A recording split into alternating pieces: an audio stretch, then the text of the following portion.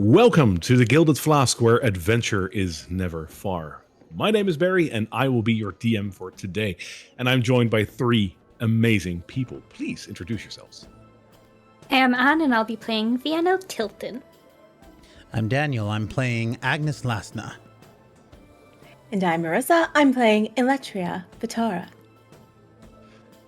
Today we have a treat for you, for you are with us as we are playing a one-shot. A gilded shot, if you will. Today's one-shot is provided generously by Lunchbreak heroes, who will be bringing out their horror anthology called Sleepless Nocturnum, an amazing compendium full of creepy, intriguing, and dark and brooding one-shots, perfect to play as is, and also a great contribution to your campaign. Check out all the details in the description below, and while you're at it, make sure to give us a like and a subscribe.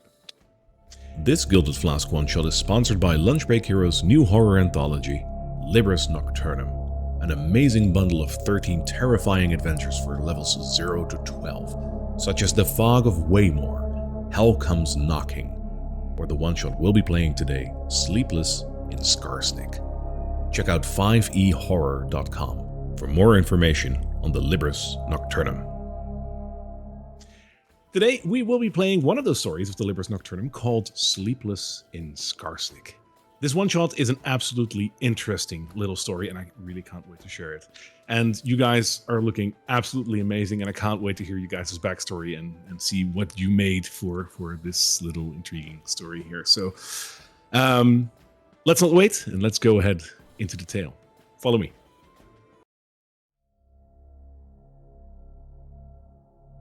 So welcome to Skarsnik, and let me give you the introduction of what we're working with here. The many caves and mines around Mount Farsearch are full of purple gems coveted by wealthy folk in distant cities. As such, towns like Skarsnik were established to mine the gems, meet the demand, and line the pockets for the business owners.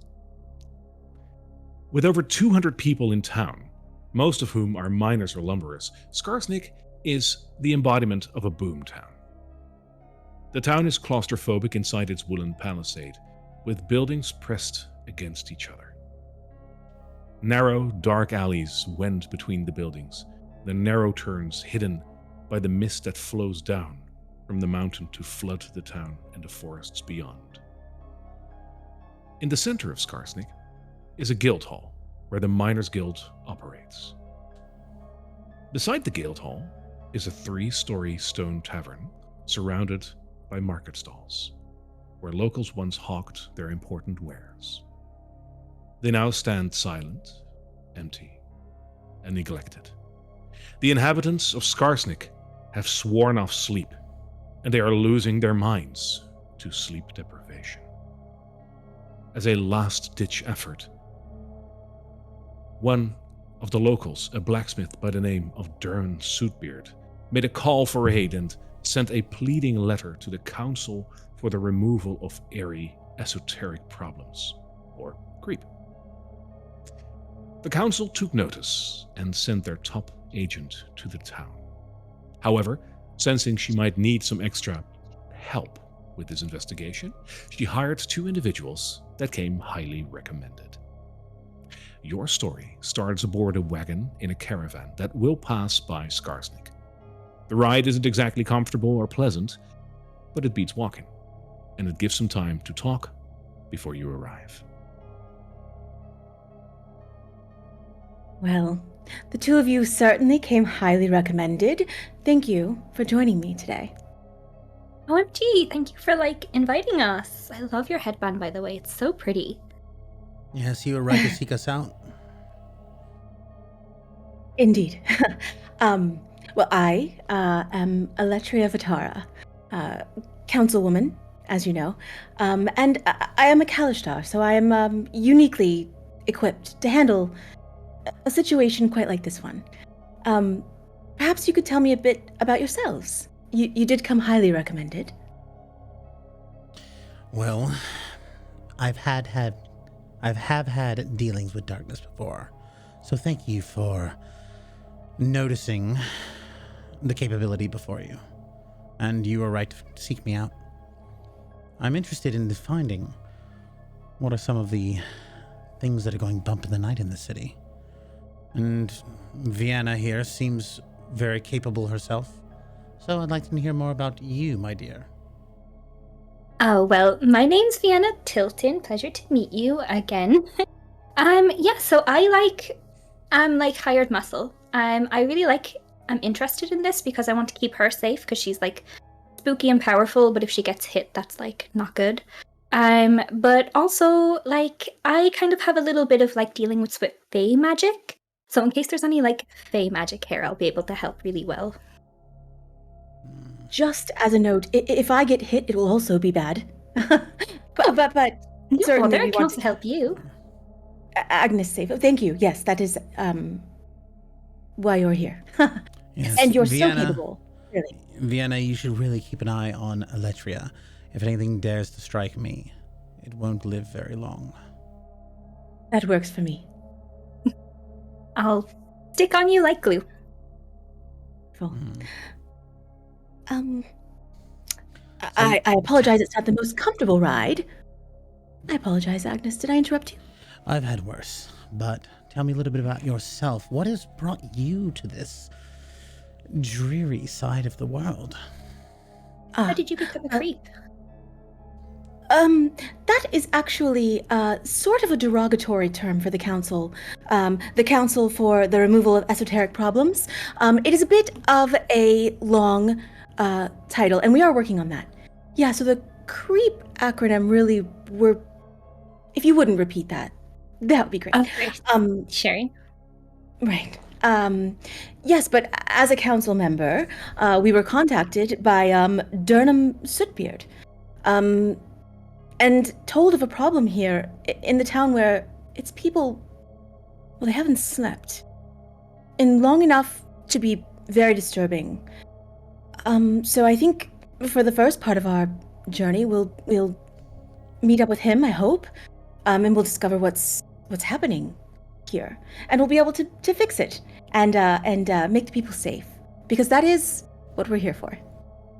Right, Yeah, and I mean, not sleeping's not good. I mean, your under eyes just look so bad if you don't get enough sleep. if you're going to be representing us, please speak with more confidence. You've got a position on the council, from what you've told me.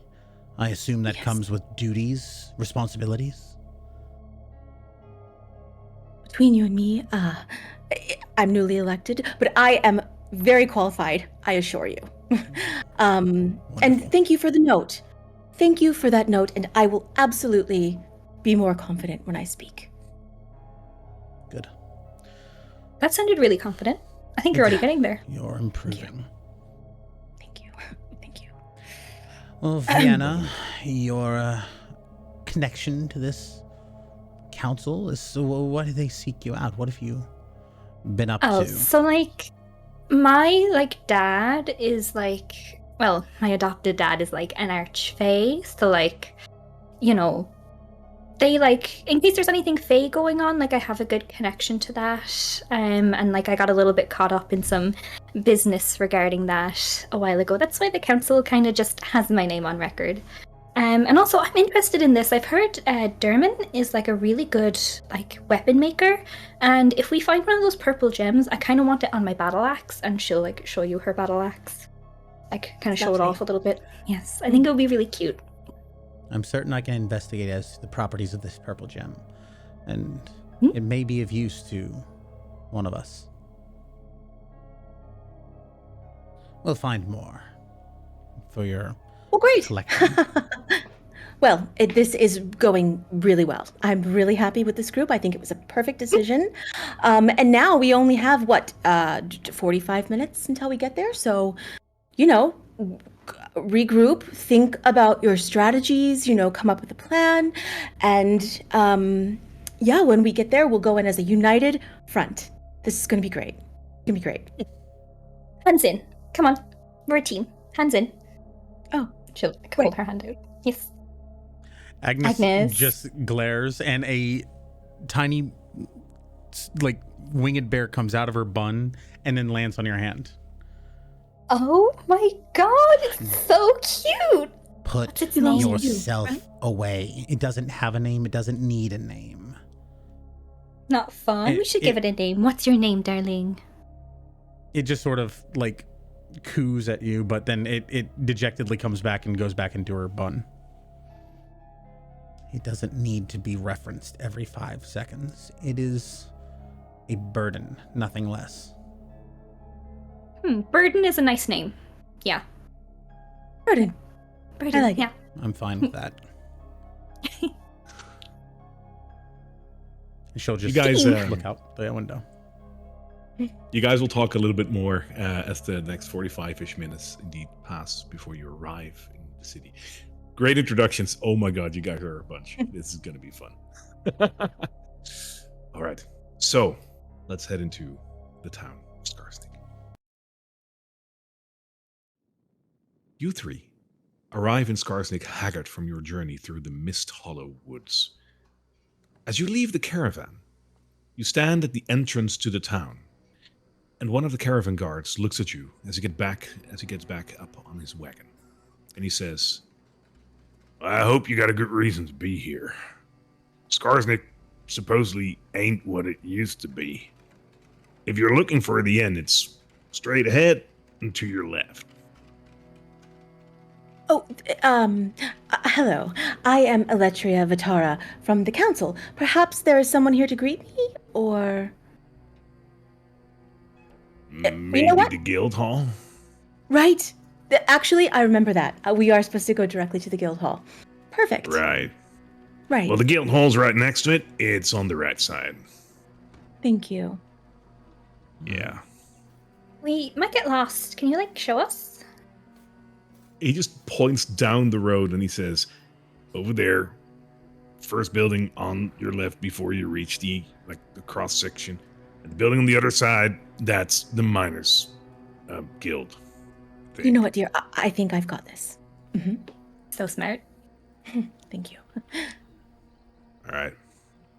Well, best of luck to you. He gets back onto his horse. Yeah. As he says that, he ushers the horse of his wagon into motion. Well, what a The town is lovely yours. town. It's charming, really. Quaint. I like Quaint. the Mhm. environment. Very suitable. Hmm. She'll start walking Well, down shall the we? path. Do we see anyone on the streets? Is there... It is Any completely abandoned. You will see smoke coming from chimneys here and there, so you know that there is activity. The lights are lit across the streets, so again, there is sign of life here, but there's no one out. There is a light drizzle, however, but in a town like this with over 200 people, you would have expected someone out in the streets. Totally they're dead. probably getting ready for our arrival. Gathering in the town hall for a party, perhaps, or like a welcome Party? reception. Ooh, do you think they'll have drinks? As Agnes I is, would imagine. as Agnes is walking along, she's looking intently at the shadows in the anywhere that looking specifically for anything like any shadows doing odd things like around the lights or anything. That's what she's interested in. Right? The shadows are shadows at the moment, and let's just say in time-wise, because I haven't really shared what time it is, you're approaching evening, so it's getting dark. The cross-section where you are right now, you will have a building to your immediate right, which is a rather large building, and a smaller building to your left. The large building looks completely made out of stone and has two large doors in front of it. The words Guild Hall gleam in front of it on the doors itself. On the other side, the wooden building to your left has a sign hanging out, and the sign says Thin Mountain Inn. This must be the inn. Any signs of life in either one, besides the Not lights for- on? You walked by a window, and if you did a cursory glance inside, you will see that the lights over there are all lit. It doesn't seem that busy inside, though. Well, I hear the best place to start is always a tavern, so let's go there first. Okay. Fine, you're the boss. Thank you. Good place to get Yes. gossip. Boss is kind of a word I wouldn't use. Leader. I am the leader. I am a leader. Not your leader, but a leader. A leader. I am a leader. Agnes just blinks at Okay. you. All right. You open up the door towards the inn and step inside. As we're walking Ins- in, Sorry. Yes? No, As go we're ahead. walking in, Vienna will just kind of lean closer to Agnes and say, "Is like boss a like swear word for Kalishtar? Is that why she's offended?" She seems to be the offendable type. Ah, Or at least she's Okay. worried about how she's perceived. I wouldn't look into it. Leader works we'll have to just change as that. well. All right. As you walk inside, you will notice that very few guests and patrons are sitting around in silence, around flickering embers of a fire in the stone hearth. There's a woman holding her head in her hands and leaning against the bar beside piles of dirty tankards, bowls, and spoons. Flies buzz hungrily around the filth in a black cloud. And the woman looks up to you as you approach and gives you a very tired smile. Greetings. I am Eletria Vitara. This is Vienna Tilton and Agnes Lasna. We've come to meet with Durham Sootbeard.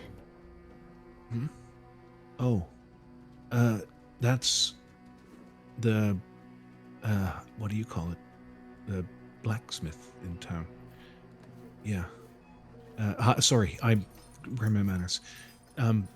Gloria Tweed. I'm the owner of the inn.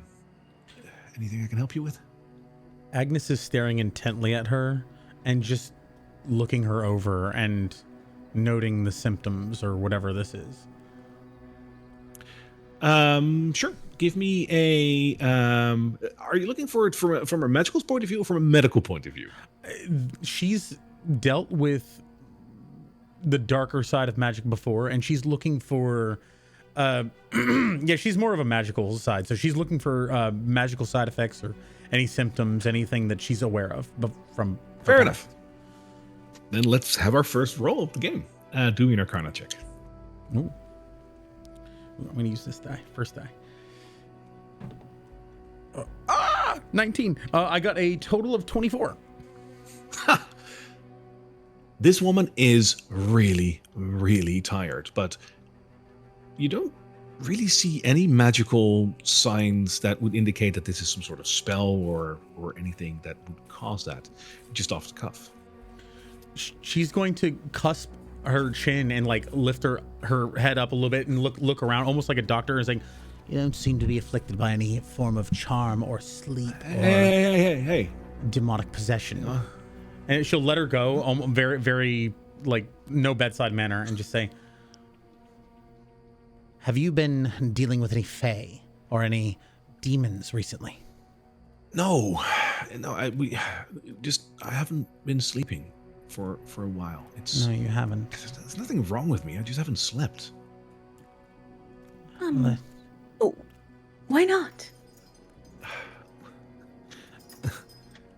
Listen, one piece of advice for free, yeah? I don't know how long you guys are going to stay here, and if you want a room or something, sure, but don't fall asleep. It's that simple. Just don't.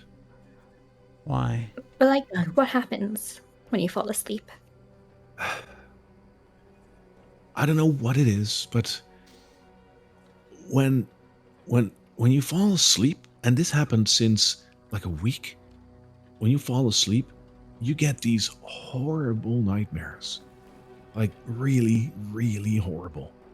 And it'll wake you up at some point. You can't sleep, so don't even try. Please. When did this start? Like a week ago or something? I can't really remember. A week ago, yes. And was there anyone new in town? Did you notice any special thing happening? Was there an event? No, I don't think so. Oh. I'm like, I just run my bar, so if there is someone new, I would have probably spotted them, I'd say, but there are some new miners recently, but I don't know if they've been here for 2 weeks or a week.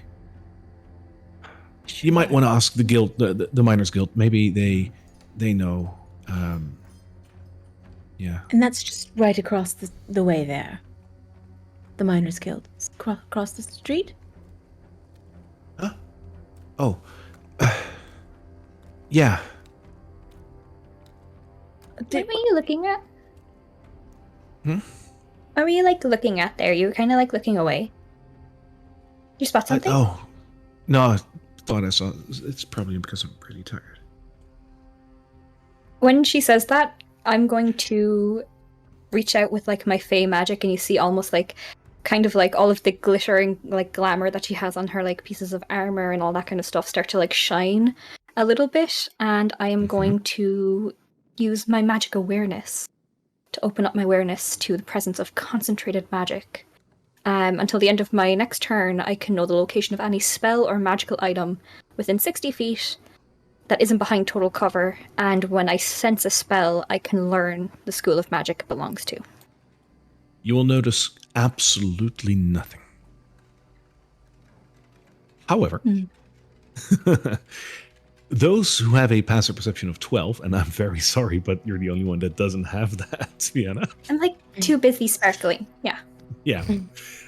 So, Eletria, Agnes, you do definitely notice this mannerism that she is definitely looking at something, even though she says nah, there's nothing wrong. You notice that there's something. She's gonna grasp her hand and put one hand on it, very, very quick and haltingly, but saying, "Don't worry, darling. We're here to help you. We will fix whatever's going on, fix whatever's wrong with you."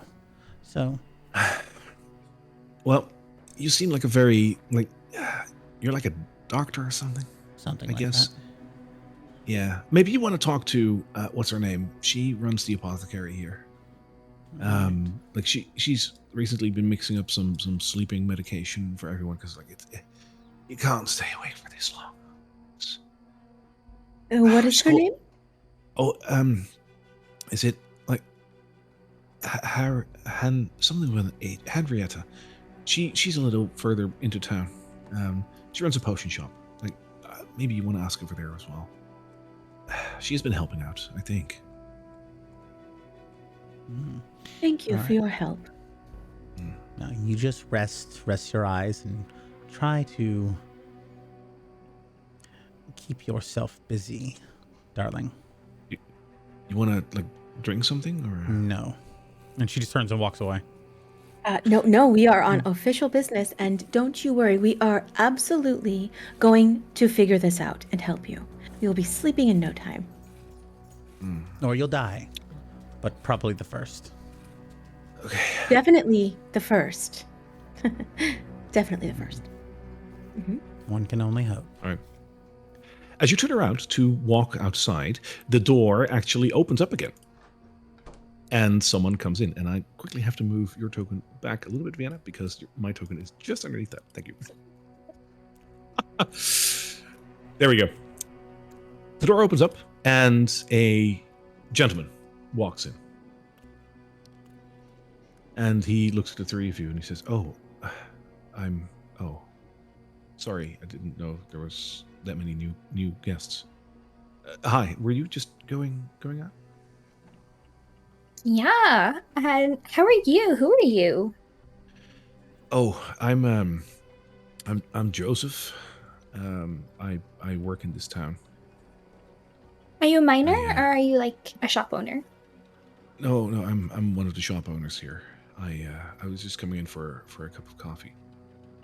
Are you? Wait, I heard something about a team coming in to help. Are you that? Are you the people? Yes, and this is our leader, and I'll point back to Andrea. Oh, you're Hello. the boss lady, huh? I prefer the term leader. Not their leader, but yes. I'm Eletria Vitara. I am from the council, and we are here to help you. I can tell you're very tired, but don't worry. You'll be sleeping in no time. If I can steal 5 minutes of your time, I like to share some information with you. Oh, I would love that. That works. We would love Wonderful. Shall we take a table? And he points to like a table in the corner. About how high is or tall is he? He's a human. Okay. Is So normal Agnes human is height. relatively short for human standards, so I assume he's taller than her. Yeah. Okay, so he's average. He walks over to a table in the corner over there. I'll get drinks, and I'll potter off to that while you're joining him. We really shouldn't drink. I'm Too much. alcoholic. Coffee. All right. Yeah, Oh. he said coffee. Wonderful. See, this is... she points at Vienna. This is a smart girl. Of course, I got beer and stuff, but it'll only make you very sleepy. It's very smart to just drink some tea or coffee. What Yeah, do you do you have some whiskey that you can put in my coffee? Just a little bit. Sure. If you Stan. want to. Know what you're doing. Down. Keep it on the down Okay. low, you know? Great. Okay. Yeah, and I'll pass over whatever amount that it is for 4 coffees, one with a little bit of whiskey in it. That's like, let's call it 5 silver. That works. And I'll flounce back with all of the drinks as soon as they're ready. They come up pretty quickly. She has been drinking coffee herself, so there is a fresh cup, fresh pot ready on the table. So Agnes As is you sit essentially down, doing the same thing with him, looking him over, checking under his eyelids and a little invasive. he pulls back as well. He's like, I appreciate don't the gesture, fuss. but please. Yeah, I'm sorry. It's just everyone's really on edge lately. So I'm no expert, but I figure if you're gonna investigate, any information is welcome, right? Of course. Of course. So I think I might have, well, I don't have any proof, but I have a hunch of where you might want to start looking. Go on. Well, please. So our town is comprised of a lot of miners and lumberers. Oh, And- just one moment. She's gonna take a book out of her pack that is tabbed, color coded, and open it up. Take a couple minutes to pad through to like the right section, and then pull out her pen, open it up. I'm ready. What? Oh, okay. That's really funny, by the way. I'm sorry. I'm really trying to hold in a laugh. That's funny. You just imagine the pink, like, go on. Yeah.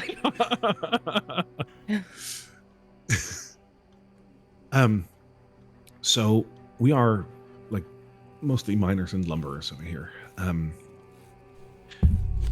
So the miners, they work the mine, right, for the crystals, but the lumberers mostly go into the woods to get wood to support the mine and stuff. And recently, they've been mining very close to a hut that is over there, and there's 3 very old ladies living there.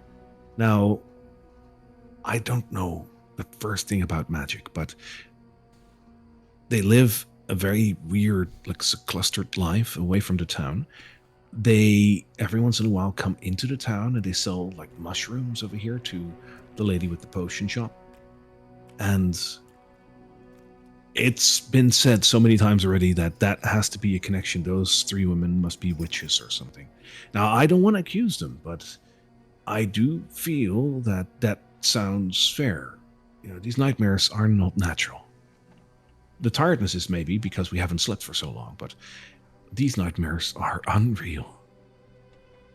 I see. Well, we Like these certainly want. nightmares? Sorry, go on. Oh no, please. Oh, Vienna.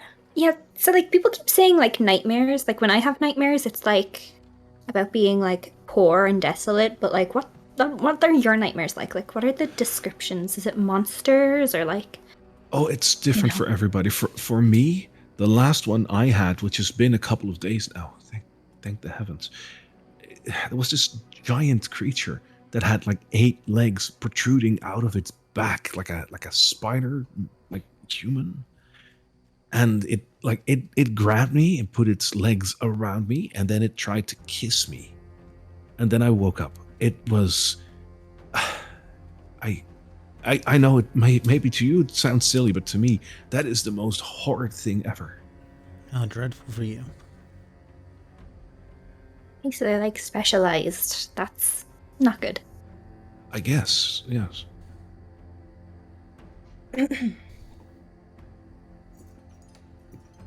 That's horrifying. I mean, please do talk to the other people here in town. You'll hear similar stories. It's the people are so done with it over here. People are starting to lose their mind. People are starting to get very angry. Why don't you move? Why don't you leave? Well, I got my livelihood here. I can't. right. Right. We certainly don't. We, the council, and we do not think that is a solution to the problem. Not yet. We're going to find a better solution where everyone can get on with their lives. So there will be no need to move. We're going to fix this. We're going to fix this. Besides those 3 allegedly old lady witches, anything else strange happening in the last week or so? Well, people losing their minds. I mean, have you ever gone for a week without sleep? Yes. Have you? Well, dreaming anyway. So, if you go for a couple of days without sleep, you're just tired, right? But you push people for a week without sleep, they'll start doing really weird things. I'm afraid. I really am. What was your name again? My name is Joseph. Yes, Joseph. Is there anyone in town that you've noted as behaving unnaturally? And what I mean by that is by behaving naturally, as if they are getting sleep with no nightmares. Yeah, there's one. It's the secretary of the Miners Guild.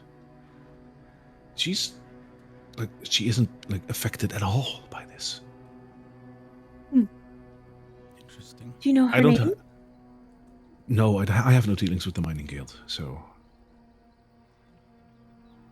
Right. What is your store? What do you sell? Oh, I'm a cobbler. I make shoes. You make shoes? Just miner's boots, darling. Oh. Yeah. But like if, say, theoretically, someone brought you like a really gorgeous purple gem, could you inlay them in shoes that are already made, like, and she'll kind of like lift up her leg like really high and kind of like show off her boot? I Theoretically. guess I'm gonna have to, I don't know. I have to see the gem and maybe. Yeah. Yeah, that's we can certainly look into that after we solve the problem in the town. Give him something to Absolutely. hope for, like a specialized order, you know? Like it's not, having nothing to do can really like make and break people, you know? Yes, being useless is often detrimental to one's health. Well, driving commerce to the town is certainly something the council has on their agenda at all times for all of the towns in our charge. So,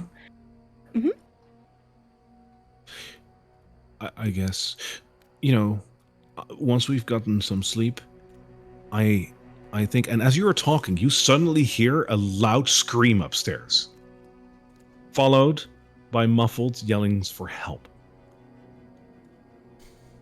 Going to yeah. Good. going to grab my axe and immediately jump up. Oh, gods. Run The rest of the towards- people over here just fall silent and are looking like a little bit more awake than they were. I'm gonna look at the 2 other people in the room. Do they seem like they've been alerted by this? Yes, everyone is because everyone is still really sleepy, but they have that jolt of energy because, well, everyone heard this. Okay, so they're reacting as one would expect someone to react to this. 100%. All right, I'll follow them at a less alarmed pace. So Agnes of you. Alrighty.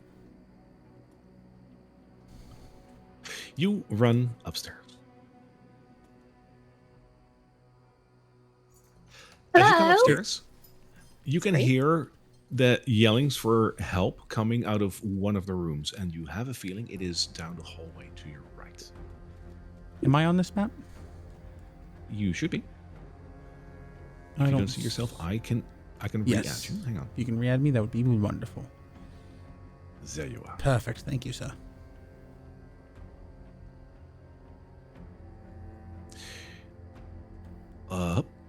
There is a hallway over there, and you can hear the yellings coming from this hallway. I will close my eyes and then open them, and where normal hazel eyes were before, her eyes are completely white. I'd like to open up my mind and listen to the thoughts surrounding me. So I'm going to cast Detect Thoughts. Fair. You will hear complete panic coming from almost next to you in the room next to you on your right. Okay, nothing specific though, just... Incomprehensive, but like scared thoughts, almost as if you're Okay. listening to a child. Oh, all right. Vienna? Okay. And I'll boot down the door. Axe at a ready. If I'm at the right door. You are not. The door is at the far end of the hallway. Yeah. Okay. Yes. Boot down the door. Axe at the ready. Ready to help whoever's there. So you bust down the door, and inside you find a bedroom on which, on one of the beds, a child is sitting. The child is yelling help hysterically and is crying very loudly. This is a very young child, and she is in a state. Oh my god, are you okay? Are you okay? And I'll like kind of drop the axe and rush forward to like comfort it. Like, hello? As you rush forward, It's okay. It's okay.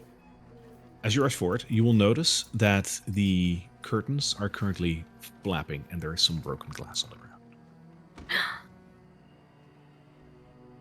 I'll stick to soothing the child, but I'll kind of like nod at it to Agnes and Eletria. Okay, it's Agnes okay. immediately Breathe moves to with the me. curtains. Okay. I'll start with Vienna, because you're trying to comfort the child. Give me a persuasion check. Okay. Yes. Yeah, I'll be like, it's okay. It's okay. In and out. In and out. Just do deep breathing. It's not that scary. Persuasion. Ooh. Okay, so that's dirty 20. Okay. Through her gasping breaths, because she's crying and she's just being hysterical, she points to the window and she says, "Monster!" Monster? What is it? Was it a big scary monster? Was it like... Yeah. Okay, don't worry. We're monster slayers. We're going to stop that monster, yeah? Yeah. Okay. And I'll just like keep kind of like a comforting hand on the child, but like keep my axe in my hand. Right? So as she rushed over to console the child, Agnes immediately rushed to walked to the window and scanned, just looking for anything fleeing, rushing away, tails, wings. You don't have to look too far. Directly below the window, there is a crumpled up body lying on the street. Does it seem to be moving? No. I'm going to keep my eyes on it and talk back to them. Well, whatever left from this window seems to be down below. Not moving. I'll keep an eye through and let Eletria, see what Eletria wants to do. Yeah, I'll lean out and take a look at it, and does it seem to have any thoughts happening? No, it's out. Out. Yeah. So it's either dead or it's currently out.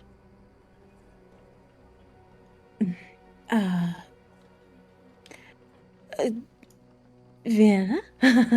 Yeah. Should we go to take a look at it? Yeah. Let's get this. What's your name, little one?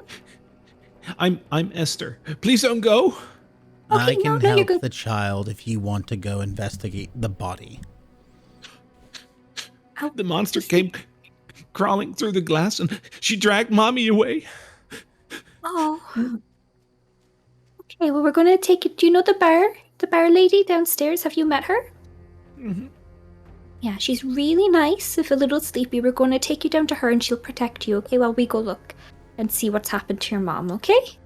Mm-hmm. Yeah, okay. And I'll, Okay. kind of put him up on my hip and bring her downstairs. I have some questions for the girl. If you want to go deal with the corpse, I'll bring her down in a moment. I just have some questions before... Well, strike while the iron is hot, right? You're gonna hit the kid? is- You're gonna hit the kid? Of course not. I'm No. not going to strike the child. I'm just going to... Oh, okay. Yes. Okay. Run along. Oh, I see. She'd strike while the iron's hot. Yeah. It was the It's colloquialism. Right. Okay. Is the window broken outward or inward? Outward. Hmm. So there is some glass on the floor, but like you'll immediately notice that most of the glass is outside. Yeah. I'll say in Agnes's head, you'll hear, I'm not sure anything broke into this room. And I'll kind of gesture to the floor. And then I'll say the same to Vienna. Dear, I think whatever was in this room that was the monster left it and didn't enter. If you know what I mean. That's so cool. Not the monster bit, but like that. Yeah. Okay. Let's go look at the body. Right. So while they leave, she's going to sit down and try to be... And did you have something else? I didn't want to cut you off. No. Okay. I had a realization. Sorry. Cool. Go ahead. And she's going to sit down on the bed next to her, and she's going to be a little bit more gentle than she was with the people downstairs, but she's still pretty rough bedside manner. And just... So, what is it that you saw? Tell me a little bit more about it. Details. It was very big, and it was dark, and it had 8 legs, and Okay. it had 2 arms, and it was very scary. And what did it do in this room? It came in, and it grabbed Mommy, and it pulled Mommy out of the window. One moment, child. When you say came in from where? I don't know. I was sleeping. So you woke up and it was just in the room with you. Mm-hmm. Interesting.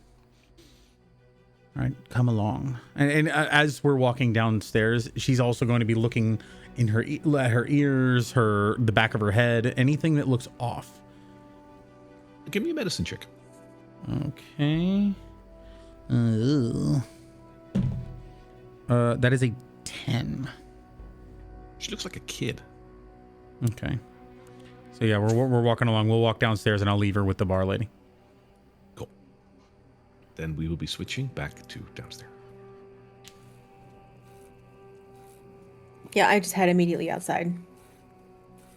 Go right ahead.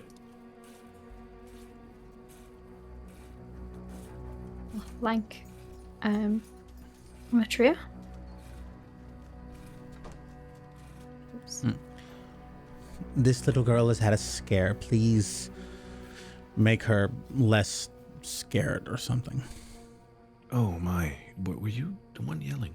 Let me make you, no coffee. Let me make you some tea. And she takes care of the girl.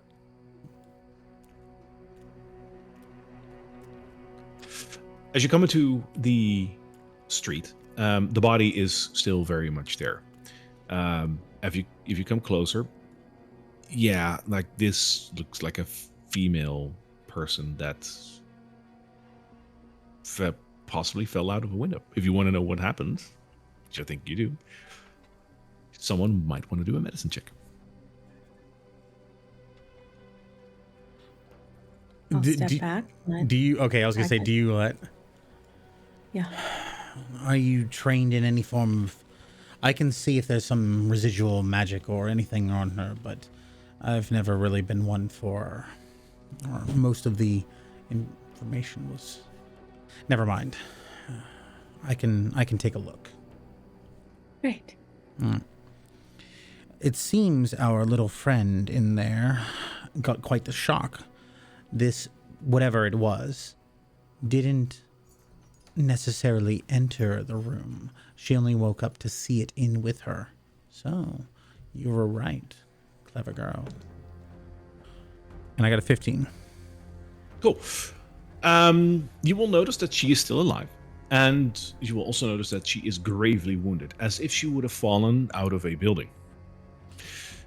This woman needs medical attention. While immediately upon noticing that, I'll help her. And I'm going to use one of my pool of light to heal her. All right. How many points? That is going to be just verifying what I actually have. Healing light. There we go. It is 46. I'm going to do 1d6. All right. Okay, I'm going to do 2d6 because I was only 2. And that was a total of 6. Cool. You will stabilize her, but she will still be out cold, so she will not have her conscience back just yet. Well, she's not. It doesn't seem that she needs immediate. Yeah, it doesn't look like she needs immediate medical attention yet, but like you probably don't want to leave her out on the street like that. Are there any guards around, or? None whatsoever.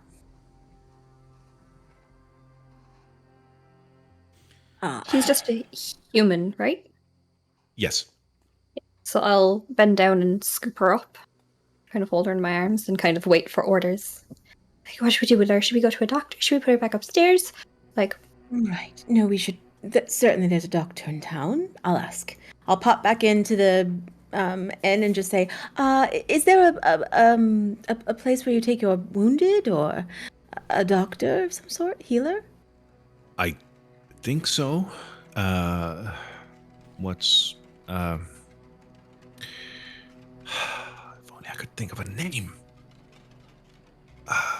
Well, there's the potion shop, of course, but I mean, maybe ask around. Like, I'm sorry. It's Also, tell the child her mother is no longer dying. What a beautiful choice of words. You have such a way with kids. All right. I'll run to the guild hall, run inside, and see if there's anyone in there. All right, feel free. As you, hang on. The guild hall's entrance is over there. As you walk inside, you will come into a rather grand hall. And sitting behind the desk in the hall there is a red-haired lady with pointy ears. She looks at you with a rather refreshed face and she says, "Hello, welcome to the Miners Guild. How can I help you?" Thank you. I am Aletria Vitara. I have a woman in need of medical attention. Where should we take her? Is there a healer or a doctor of some sort? There is a potion shop. That's where you take your wounded. Unfortunately, this is a town that is still growing. We do not have all the amenities of a big city that you must be accustomed to. I certainly didn't mean to demean a small town. I can appreciate an apothecary. I just wasn't sure. Just wanted No to. offense. No offense taken. Wonderful. Where is the apothecary shop? If you go just past the inn, and then take a right, go through the alleyway over there, it should be on your right hand. Exit here, take a right. It should be on my right. Past the inn, and take, a left, and then it should be on your left hand. Yeah, she's very gravely ill. I don't suppose you would help us by showing us where it is, so we don't get lost. I suppose. Great. Sure. And she gets up from behind her desk and walks outside and points towards the street that you need to go to. Agnes is looking very pointedly at this woman. She seems much more lucid than others. Absolutely. Hello. What did you say your name was? Greetings. I'm Mila Perio. Mila. You seem rather chipper, at least in contrast to your fellow town mates. Yes. Tell me what's your secret. I suppose I don't need as much sleep as they do. Is it because you're an elf? You are as smart as you look. This is very lovely, and we should definitely come back and speak to you. But we have a woman in grave need of medical attention. right. So we should see to that. Yes, thank you. You said it's which way? And she points again. It's on the map. If you go down and then go through Yep. the alleyway, I'll it I'll is the next head building. exactly the way that she says. So, Wonderful. Vienna, Yes. this way, darling. Okay. I'll follow her with the woman in tow. All right. I'll take the woman with you for you. And it is just down there. Oh. Okay. As you turn the corner, Got it. you can already smell the herbs that this shop supposedly has. And as you go inside, this most definitely looks like a potion shop. It is a small wooden shack that is clinging to the side of a muddy road. There is some smoke that is gently rising from a central chimney, only to be cast away by the strong mountain wind, which also carries the scent of flowers and herbs from the fenced garden behind her shack. Inside, just behind the counter, is a lady with purple bags under her eyes who is currently working something at the fire. And as she hears the door opening, she turns around with a very tired face and says, "Oh, hi. Come in. What can I help you with?" Hello, forgive us. We are. She's in grave need of medical attention, and we were told that you're the one who deals with that here in Skarsnik. I make health potions and stuff. Sure. Do you want me to Wonderful. take a look? Absolutely. Yeah, she She walks over. got dragged out of building, so and Vienna will lift her down wherever she can. We've stabilized her, but she's still in a bit of a rough condition. The lady will look her over and look in her eyes and all that, and she says, "It seems that you've already applied some healing, it seems. Mm-hmm. I think she's stable, but she might have a concussion or something. I don't want to say sleep it off, but she might just need rest at this point. You did a good job so far. Well, There's nothing more that I can do with potions." Right. seems as if this town has a bit of a sleeping problem. Maybe this is the best she's getting in a while. I hope for her that she's not conscious enough to get the nightmares. Are you experiencing the same nightmares? If I sleep, yes. I'm trying to stay awake. You can only stay awake for so long. You have to sleep at some point. Are you trying to deal with it in any way? I'm trying to make sleeping medication to just pep us up a little bit, try to push the sleep away, but I can only do so much. Wait, you're making sleeping medication to keep you from sleeping? Mm-hmm. Have you attempted to do something in the opposite direction? Put people to sleep in such a way that they cannot wake up for nightmares? That was the first attempt, but people would still get the nightmares regardless, so now we're just trying to ward it off until a solution comes. It's been working so far. I'm getting some herbs and supplies from out of town, and they've been working wonders in the potions that I've been distributing. Keeping people awake, it's just a band-aid.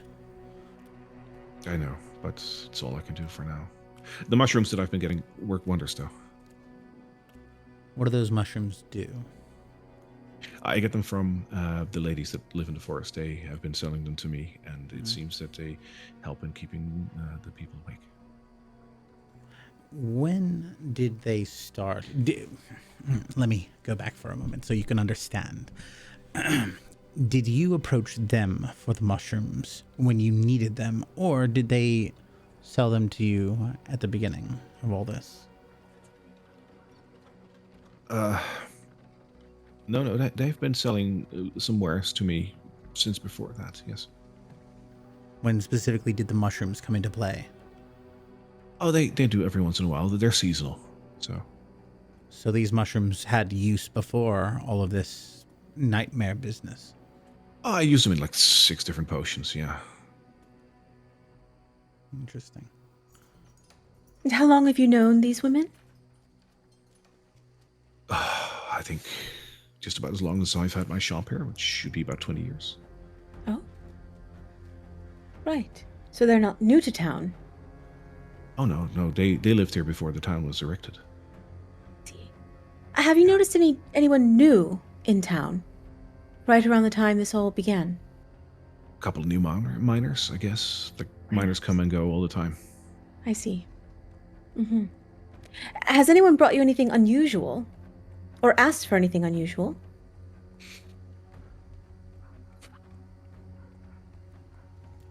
No, not really. I mean, people are currently like almost in a state of hysteria. They will try anything, but I haven't had any strange requests. No, not anything that I... And as she falls silent, two of you, with passive perception, that is enough. I'm sorry, Vienna. Will notice that she is looking terrified at the door. And a minor illusion, a snap, like in front of her. What is all of this? What are you looking at? What? Tell me now. And she points at the door. I look at the door. As you turn around, one of the candles snuffs out, and you could have sworn that a shadow quickly slipped out of this building. Vienna, turn around and look. I will turn around to look. Is the door open? It is. I will magic sense once again. I'll start sort of like glittering and sparkling as I sort of like reach out to feel what's there. There's a very subtle residue on the door. Very good call. There's a subtle residue. There are some claw marks where the residue is in. It's a bit inky and it feels like slime. It's black. And there is residual magic in that. I can know what school it's from, I believe. It's residual, so I'm not going to tell residual. Okay, that's right. Okay. Did not realize. Yeah. Okay, perfect. So I'll like point it out and I'll be like, okay, so there's like weird goopy stuff on the door and like claw marks. Let me see. Here, you probably see it better, Agnes. I'm gonna take up a little bit of it in like a cloth and just smell it and look at it closely, try to ascertain what it is. Give me an Arcana check. 21. Okay. 16. It is definitely magic in origin, and you're part warlock, right? I am part warlock, and I've dabbled in necromancy issues before. Nobody knows that. Shut up, you guys. But I actually, a lot of that information has been stripped from me, from my past. Yeah, so you will recognize this in that sense. That like, oh, this is bad juju, but what it exactly is, but this is not good. I think this is exactly what we've been looking for, ladies. We should go try to follow that shadow then, right? Yeah, you should. Excuse me, hang on. Can I just slip by you? And she quickly lights the candle again. And as she does that, she'll start lighting candles around her shop. While they're investigating the goopy stuff, Vienna Hilton, I'm going to say, in the shopkeeper's head, we're here to help you. I would ask you to tell me a bit more about that. No one can hear us if you just reply. You can just think your response.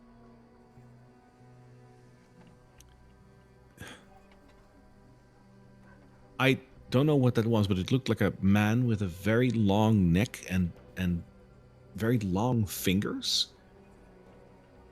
But there were like spider legs growing out of his back. That would look very creepy. When you guys turn around, it moved. Have you seen him before? I don't think I have, but it looked almost like it looked very shadowy. I'm gonna light more candles. I'm sorry. Like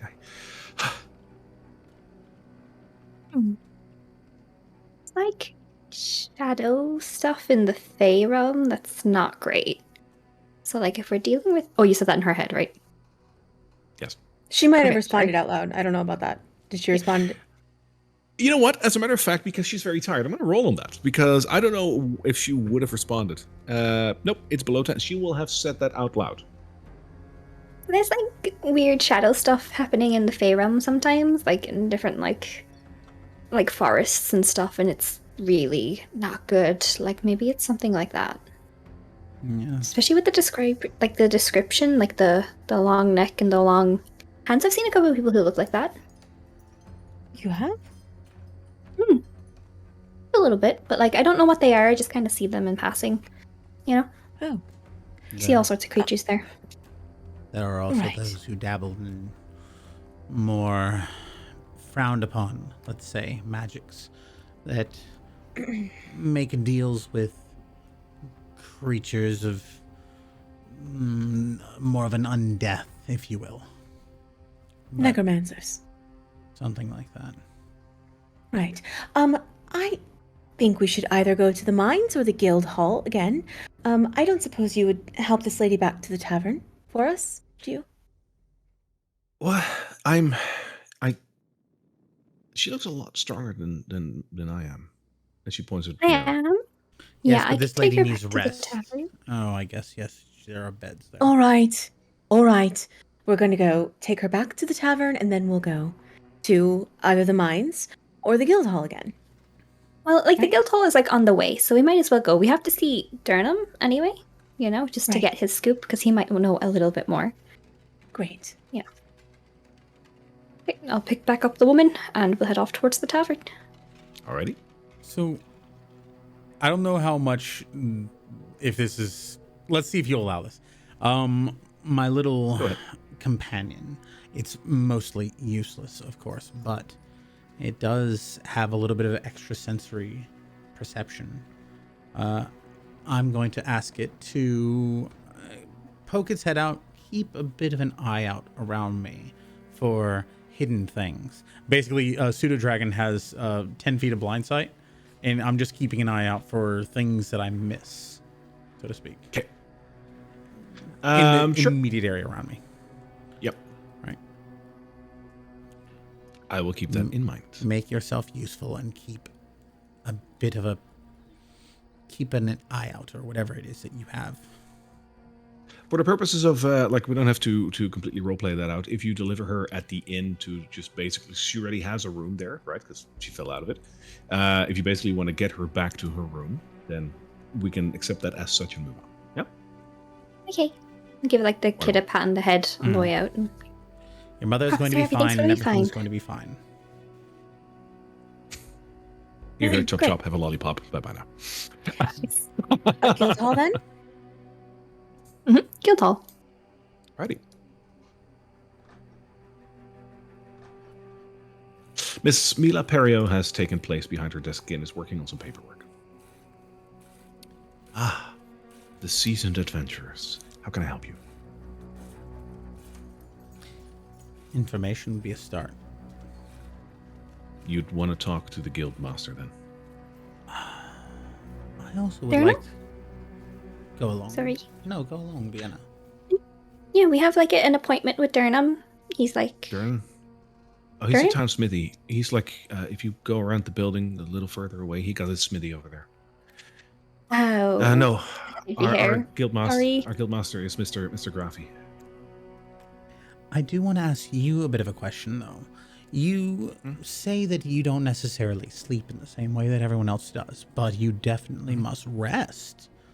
Must you not? Absolutely, in a trance state. Yeah, I so, don't have to actually sleep. so you're not subject to the same nightmares as others.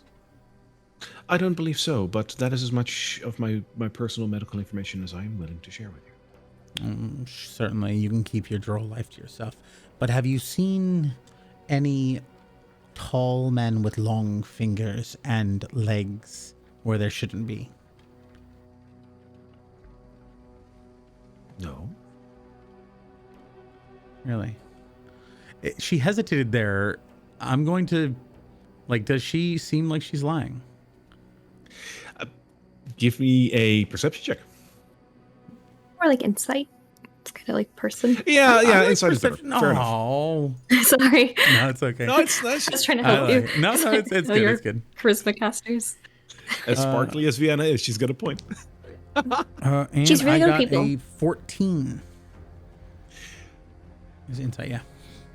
She just sounds very blasé, if anything. Not necessarily hesitant to answer.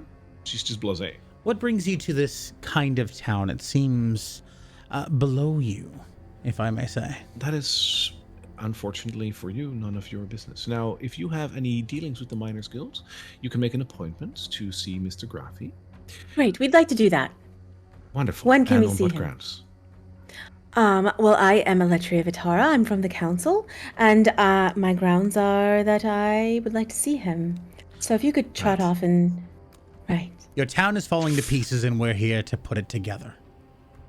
Oh, you're here to solve the issue. Yes.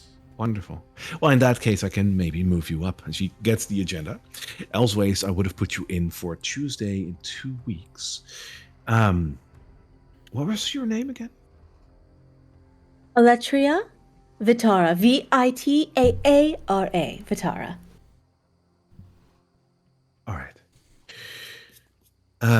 Electra Vicera. All right. Your appointments. Perhaps we can squeeze you in right now, if that's fine with you. Well, aren't you a darling? Right now No, would I'm not. work But for us. I'm very much not. But I can work with this. Anything to get you out of here.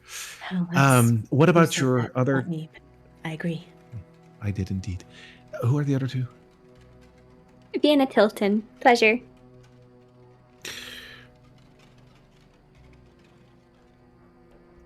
Girl, okay. And what's your name? Agnes. I'll just put last name as last name. That's fine. Okay. Well, in you go. It's like over there, and she points to the door where Vienna's actually standing in front of. Through that, and then the immediate door on the other side of the hallway. Mila, is it? It is indeed, yes. Thank you so much for your help. You must be very good at what you do with public officials. Really? I mean, yes, I am. That's why I'm on the council. In you go. Well, Like you only have a couple of minutes. Like next time slot is coming up fast. Is it the one on our left? It's the one you just opened. Yes. It seems that this miners guild has a lot of rooms, but she said it's the one directly opposing the door that you just came through, and there is a door open. Indeed. If you go in there, you will go into an office, and there is a gentleman over here with his back turned to you. The gentleman here seems to be an I believe it was a half elf, but I quickly need to check that. Halfling, almost good. So a halfling, so a little smaller. He's with his back turned to you, and he is currently drawing something on the wall. Oh, an artist. He is drawing, yes, a very interesting artist, because the drawings themselves are made with blood, and he's currently using his forearm as a palette. Ooh, I His like eyes that are already. completely bloodshot, and as he is drawing, he is murmuring something to himself. You can hear him say, "Down and down the mountain stream, the chants and songs that make us dream.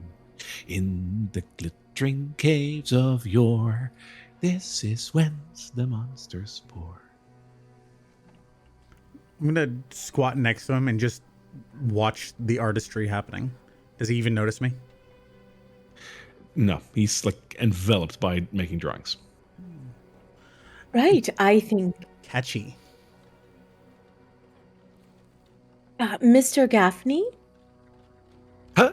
Oh! Hi. Hi. Hello. Did you have an Um, appointment? Yes. We most certainly do. Mila is very diligent about setting your appointments. May we? Mm-hmm. What? May we? Are you from France? What? Oh, No, please. counsel. Sorry. So you seem rather inspired. What was your name again? Gaffney? Graffy Furrowbrow. Graffy. At your... Yes. Right. You seem rather inspired. Can you elaborate on your artistry? Well, and he turns around and he looks at the macabre presence that he has made. And if you look at the drawing itself, as he is pondering what the hell he just drew, you're seeing various monsters, like 3 horned figures in robes standing over a cauldron. You see humanoids with long necks and long fingers, and spiders with way too many legs. And he looks along with you, equally impressed at the art that's here. I believe you found your calling. It's not in politics. It's in watercolors. That's blood, not water. No, it's mostly water anyway. Just a bit red. Mr. Gaffney, could you tell us a little bit about what's happening here? And, how we could help you? The miners are very upset. Because of the, horned creatures and the, spidery people? Hey, I have no idea what that is. Did I draw that? Oh, Look at you. that's mine, isn't it? Oh. Yes. Oh, and there's like a big gash on his arm, like nothing life-threatening, but there's like, he's scratched off like a piece of skin there. Yes. You don't remember doing this at all? No. Interesting. A lack of sleep can cause this sort of behavior. How long has it been since you slept? It's been about a week somewhere. It's been so long. Right. So about day 3, delusions can begin. By a week, paranoid delusions certainly, and schizophrenia. Could you hear voices, that sort of thing? I think so. I can't remember. Right. I'm sorry. My mind is so foggy right now. This bit here, down the mountain stream, caves whence the monsters bore. Whereabouts is the mine here? Oh, it's a little ways out of town, and he gives directions to where you should supposedly go to the mine. I think we should go check on the miners. The miners aren't currently active in the mines. They're all in town. Oh. Well, the mines then. Take a look. Sure. You'll need a mining permit. Oh, will we now? Can you do one right now? And she'll kind of lean over the table a little bit and give him a nice charming smile. With a piece of paper and ink. Not Sure. blood. Oh, I can do that, right? Yeah. No, sure. And he starts drawing up a mining permit for you guys. You're such a sweetheart. Maybe you should really get that checked. And she'll put a little bit of cloth and dab at his arm a little bit as she takes the permit. Just to I'm just gonna say, blood. in Agnes's head, she's very effective. Yes, she is. In certain circumstances. As he's finishing up the mining degrees, you'll hear a door opening on the other side of the hallway, followed by another door that opens behind you, Eletria. And there's a gentleman standing there. Graffy, we have... Oh. Hi. Sorry, excuse me. Can I come in? Thank you. Hi, sorry, I didn't know you had company, Graffy. What's this about? And Graffy says, I'm making mining permits. They want to go to the mines. Okay. Sure. Graffy, we have a problem with the miners. They're gathering a mob, and they want to go get, they're angry or something. I don't know.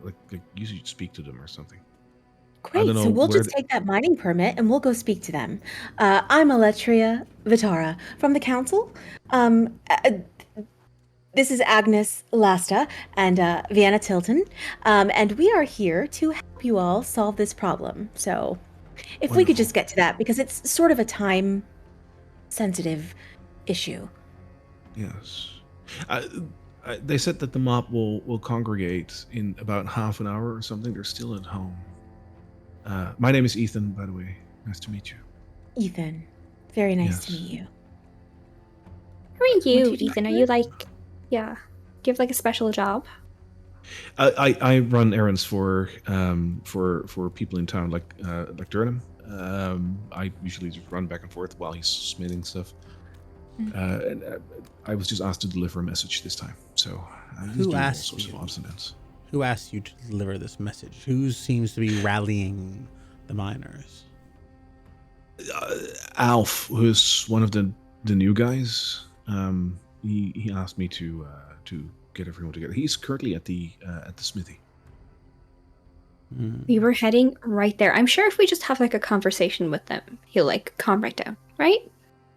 I hope so. I'd hate to think what they want to do. Like they're not going to raise the town or something, but I think they might. Like there's some talk of witches outside of town or something. I think they want to go Yes, there. we've heard. Perfect. Well, we'll just take those documents. Yeah, let me just Vienna? get out of your way. I'm sorry. Yeah. Yes, and I'll like hand them over to her. Like, there you go. Oh, perfect. Thank you so much. And we'll be on our way. So we'll just head right on over to the smithy and see if we can't deal with this mob, which is, I mean, what are you going to She'll do? be great at it. She's so good at politics.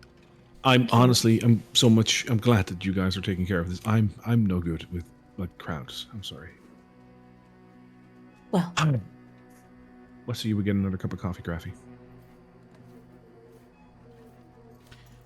Bye. right. Uh, Aletria is moving quickly. She's trying to get to the source of what's happening here. She feels like she's Alright. getting the runaround.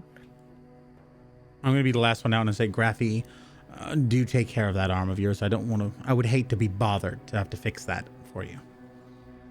Ethan looks over and sees, and he says, "Oh, I'll help him with that. Like, give him a bandage or something. Thanks." Yes. Sure. See to it. Thank you luck. for the permit. Mm. She'll like blow a kiss at him. Yeah. Hey. Live long and all that. Long live, long and prosper. I was just about going to say that. I was like, oh wait, that's copyrighted. Live long and mine well. Yes. Mila, you don't seem to be one for formalities, so thank you again, and we'll just be on our way. Absolutely. Have a good one. Right? Yes. As Bye we're now. walking by, I'm going to cast a glance around. Does any of these displays look very out of place? Not out of place, but like, do they catch my attention? Perhaps. One of the display cases shows the gems that are so coveted and that are coming from the various mines around Scarsnik. You've heard of those purple gems. This case actually shows some of those purple gems, so they're there. Ah, unobtainium. I was wondering when I'd see some. Anyway. All right. Where is this mining or smithing or wherever we're going again? So, Graffy said just around the building, so that would be just around the building. Okay. That like secretary, she's not like very friendly, is she? No. But again, I suppose she like deals with miners all day, so I don't imagine that's like fun. Right, but if her job is to book appointments, you would think, You'd think she'd be a bit we more shouldn't. personable. Perhaps, it's they've had a very hard time here. As you're moving through the streets, a little further ways up the road, you will hear a pained screaming, followed by a deep thudding of a hammer striking an anvil. Huh? I think we're all moving together through this. Yeah. Yep. Whatever direction it's coming from, I feel like we're definitely moving towards that. Absolutely, you're going to the smithy, and as you get closer, you have followed the thudding and the screams to a blackened lean-to with a grimy thatched roof. Inside the smithy is a dwarf, his beard blackened with soot. Blood covers his hammer, and the remains of his crushed hand cover the anvil. He strikes the red pulp repeatedly, with his bloodshot eyes staring emptily ahead.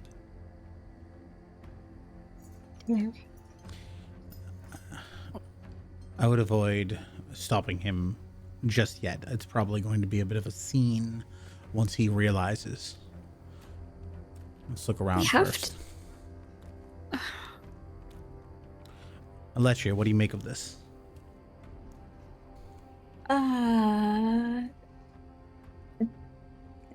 German? Well, before you do that, allow me just one moment.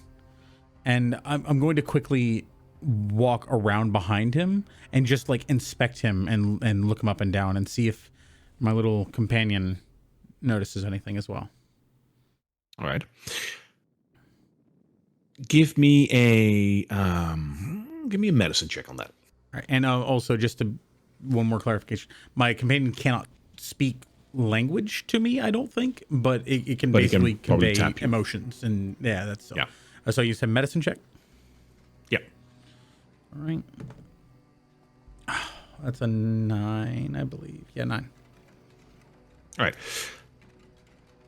I mean, his hand doesn't require that much to notice that hand is gone. That is just red pulp at this point. As far as his mental condition, he's lost his mind. No one in their right mind would do this. And as you are getting closer to have a look at him, you notice that he sort of snaps out of it. And he looks at the three of you, and then very slowly stares down at his hand. And yells horrified at the fact that his hand is gone. I do miss those sounds. Let us staunch the bleeding here. I'm going to cast Cure Wounds on his arm just to try to staunch the bleeding a bit. Sure. You will indeed not be able to recover the hand with that, right, but you can definitely do that. There's going to be 4 health points. Right, that'll be enough to staunch the bleeding. So he'll now have a stump. Maybe, don't hold that. I'll, take the, hammer off him if I can. As she does that, I'll prestidigitate the blood away. All right. That helps a bit. Is there a bed or a chair somewhere around here? Not in his workshop area. But inside his house there is. We should probably get him inside, at least laying down, so we can talk to him before he gets hysterical. Yeah, that's probably good. Do you need... Okay, I'm just gonna... And she'll pick him up and, carry him towards the house. It's it's okay. Accidents happen, but, I think, this... You'll be fine. Agnes is a great healer. That'll be fine. Yeah. He didn't need picking up, but he'll let you because there is no way he's going to resist this. Yeah. Okay, and then I'll gently lay him down on the bed and pet his hair a little bit and try to comfort him. My hand. Yes. Okay. Tell me what's wrong with you. Aside from the hand, I already know that. It's the darkness, man. The darkness has come for this entire town. Derman, we're the ones you've sent for. I'm Aletria Vitara from the council. They received my letter. Yes, of course. We're here to help. You gotta help. Everyone is having these weird dreams, and it's everywhere. It's clawing at me. Yes. We have heard that from several people. We're going to head into the mines. Do you have any other information for us before we go? I don't know. Help. I'm losing my mind over this. Certainly. And the rest. Do you have any other information that's not just help? She can write it down. I know you can't now. I need to get out of bed. I can't sleep. And he stands up next to his bed. You probably shouldn't smith either. So like maybe, if you don't want to I don't think you sleep, can you should- anymore. Yeah. Oh. You can do a lot with one hand. We're But sorry. But Go on ahead. I need to do something to keep me Give awake. yourself a pat on the back. right. Listen, you stay awake, okay? Yeah. I need you. Yeah. Look at me. Look at me. Yes. Okay. You're Okay. very okay, important here. You're the one that called us to help this town, okay? Mhm. That was you. You're a hero. All right? Here's what we need you to do. There's been rumblings of the miners revolting here. I need Oh. you to tell them that the council is here and we are investigating and we are going to help, but that we need them to remain calm for now until we return from the mines. Can you do that? I get what. You're gonna help me, right? Yes. I said help at least 4 or 5 times Yes. in that sentence, didn't I? We're definitely Right, going to yes. investigate whatever it is Okay. plaguing your town. Okay. I don't think if I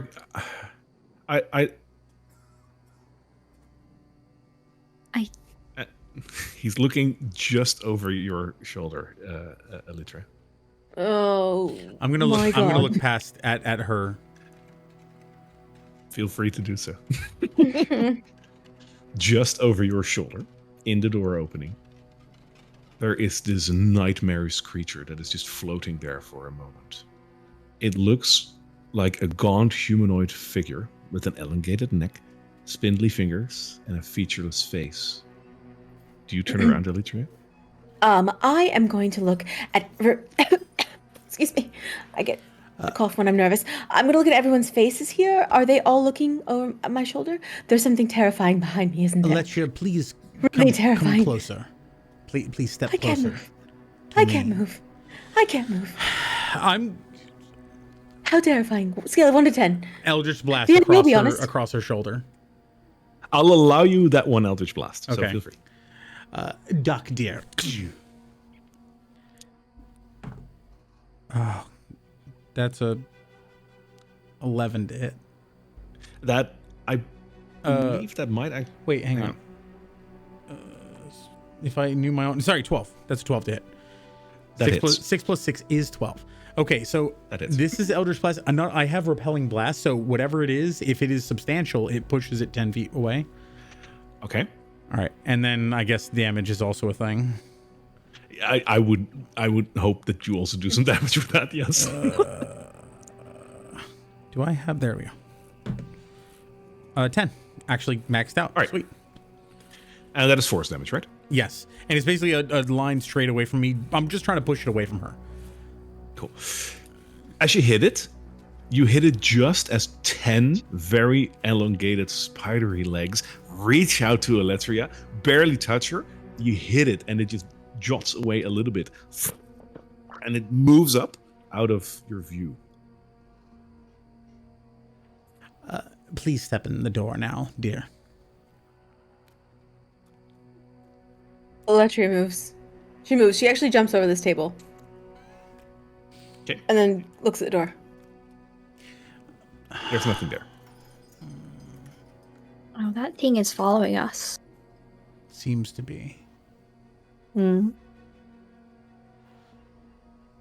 I'm gonna look. Is there any blood or anything from where I hit it down below on the ground? Absolutely, because you did actually do some damage. There is, again, a bit of that oily residue that feels like slimish. I'm gonna pick some up on a cloth and put it next to the other one and just compare. 100% match. It seems we found our culprit for the scratches from earlier. Hmm. Behind you, you will hear, like in the room, you'll hear a scuffle as Durham jumps under his bed. He's done with this. Elytra is shaking as she tries to gather herself. Nobody panic. Everything is going to be perfectly fine. This is routine and expected, and that was a lovely show of force. Agnes, great job. Wonderful. Medal of Honor. Uh, uh, should we maybe head off with me not leading at all? Perhaps actually third in line to the mines? What do you think? It's safer actually in the middle than it is at the back, because like the back is when people can pick you off. So you can go in between us. Vienna. I will remain in the middle. Thank you. If it helps make you a bit more effective, we can. And she pulls out the little bear, and it basically is just this little cute thing that is it's a little bear, but it can hover and fly, and it floats over to you. Keep him with you. He'll let you know if there's anything around you. Her eyes will flash, and I'll say, "Hello, little one," and I will speak telepathically to it. So if I know it doesn't speak, but if it understands language, it can speak back to me. It can actually do the same thing. It can do telepathic communication, but it can only speak in like emotions and vague images, basically. So it's not really language, but it'll basically just send you this. Well, not language that you can understand. We need to be more open-minded. I say, "Hello, little one. How are you?" A very pink glow, very happy, very pink. It's pure. It radiates pure positivity. It's a disgusting little creature. Very comforting. Thank you.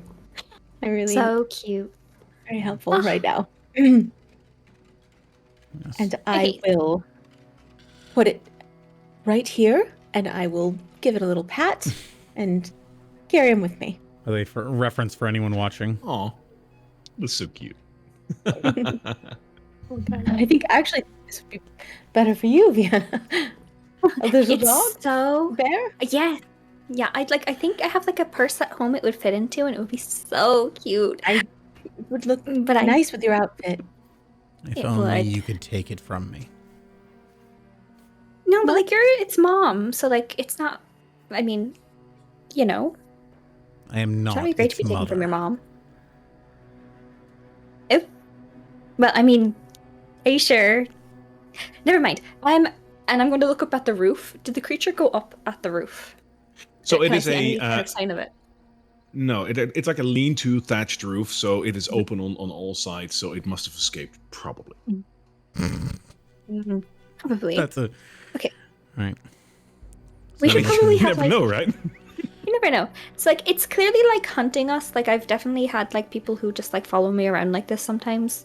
But I when can that imagine. happens, you have to be like smarter than them, which is tricky. But like if we know it's gonna like show up to the bar we're going to, then you know we bring our like big tough friends to like beat them up. You know, like if it That's shows why up we have again, you. do we have a? Yeah. Will I just I like have a start theory. pummeling? You have a theory? If I may. Right, so if you recall the diagram that Mr. Gaffney was painting, lovely artistry, bit strange, the The cave methodology. Sure. It was 3 figures with horns. If you recall, there are 3 women who have allegedly been classified as witches. I think perhaps there might be a correlation there. Also, it seems to be stemming from the mines, which contain the purple gems. So that's 2 birds, 1 stone. Right. So do you think we should check that out, or?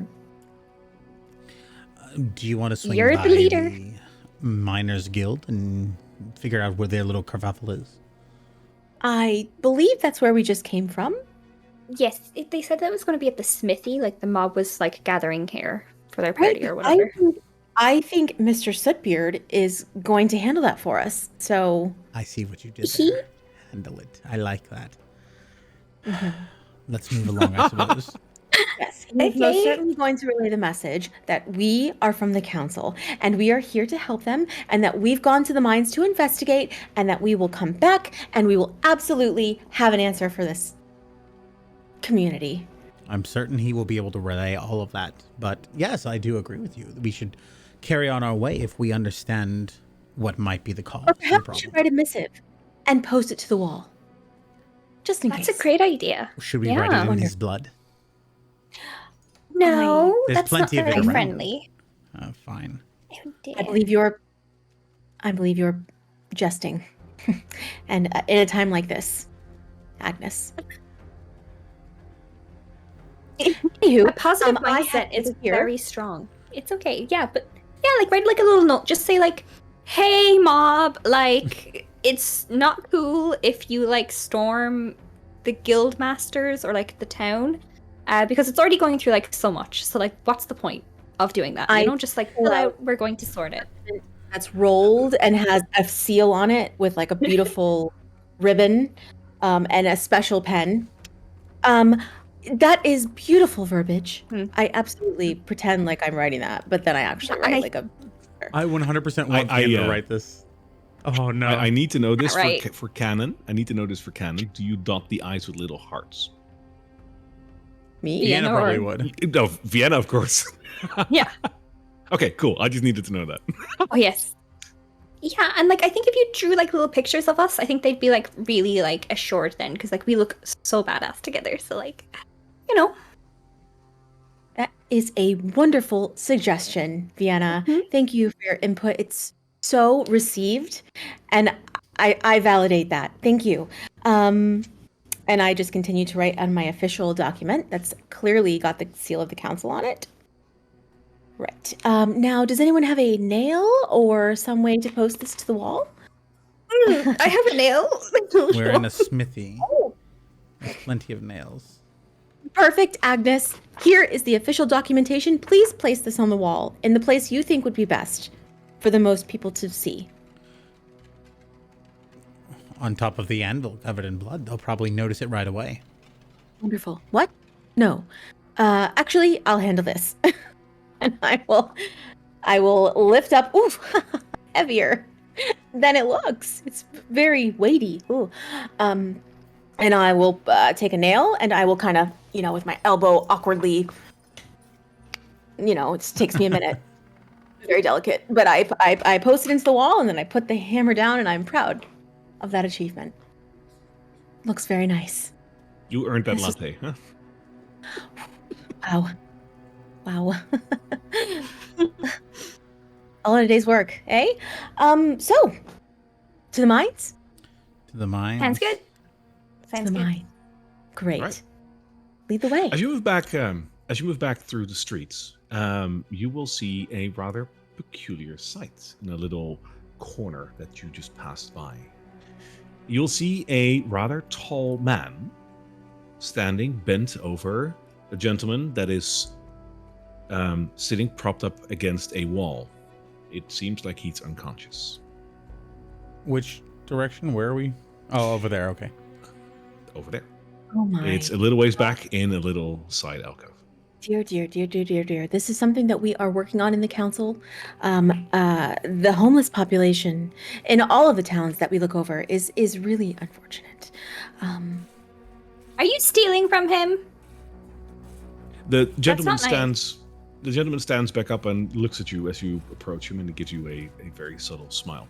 Before I continue, please observe what the token is. By the way, I couldn't resist putting in a little cameo. Is that Hi, Andy. General Tarkin? Yeah, Oh. Andy. He's in every campaign we do, no matter what. Yeah, Andy, our I couldn't beloved. I Couldn't thought it help was It's like it. Quentin These maps- Tarantino. I thought it was These Grand Moff maps are Tarkin, made the by other one. DM. Sorry. No, these maps are made by DM Andy. I couldn't resist putting in a little cameo. So Out his Andy, if you're watching- Patreon, Right. if you're Really? interested. Amazing So, maps. The gentleman stands back up, gives you a little smile, and he says, good to see you. Excuse me, I was just seeing if this gentleman was feeling all right. My name is Dr. Ken. There is a doctor in town. What are you a Oh my doctor of? god. We just We were looking had for the you. same thought at the same time. That is You wonderful. still in my head? Mm-hmm. Hmm. Pardon? Are you a medical doctor? Yes, I just came into town not 2 days ago, and I saw this gentleman sleeping here in this alleyway, and I was just making sure if he was still alive. Oh, It seems he is. He's just sleeping. seems the town's sleeping. Let me It see. seems he is. I'm going to rush forward and look and see if he's actually sleeping. He's out cold, Okay. sleeping. If I pull up his eyelids, does he remain sleeping? You'll see REM, so rapid eye movement. He's sleeping. Interesting. Doctor. Yes. There is a woman at the tavern. Perhaps when you finish with this patient, you could go take a look at her as well. She fell through a window, jumped through, fell through. Have you applied Was first aid, pulled so she will at least be... She's stabilized, stable? yes. All right. Yes, once I'm done with here, I will immediately to the tavern, you said. I will move there. There's also a man in the smithy who is... don't worry, he's armless. But he is also stable, but definitely needs some attention. I believe he has one arm. That's Armless. correct. No arms. This town needs help. Truth be told, I have only come here 2 days ago, and I heard that this town needs a doctor, because there is no doctor here, and I figured that I might want to open up shop here. I have heard these disgusting rumors that apparently there are these women in the woods that are driving everybody crazy over here, and I've been here now for 2 days, and I have to say, the people over here are crazy. Totally crazy. How long have you been here? 2 days, you say? Yes. Have you been sleeping? I have not, no. I was advised not to, and I wanted to make sure that if there is anything afflicting this town, I would like to take that very serious.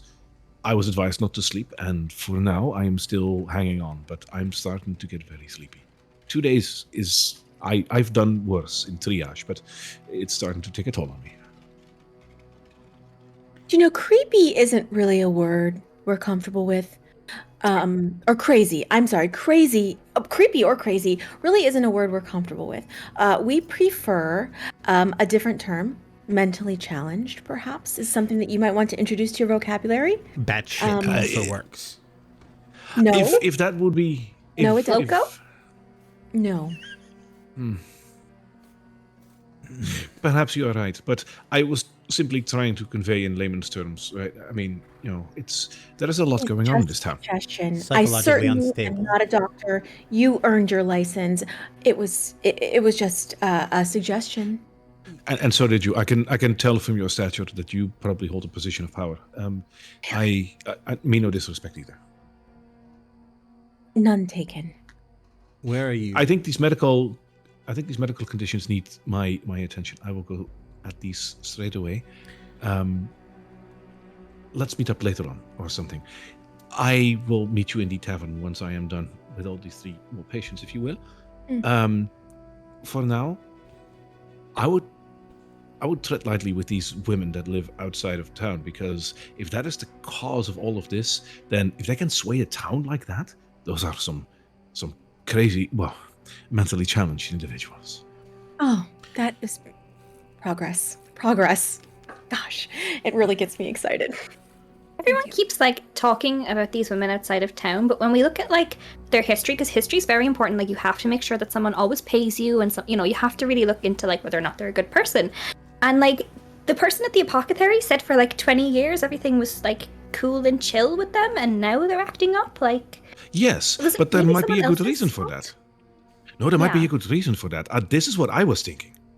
Yeah. But this is a miner town, and they have lumberers, and they are cutting away the woods to make the mine.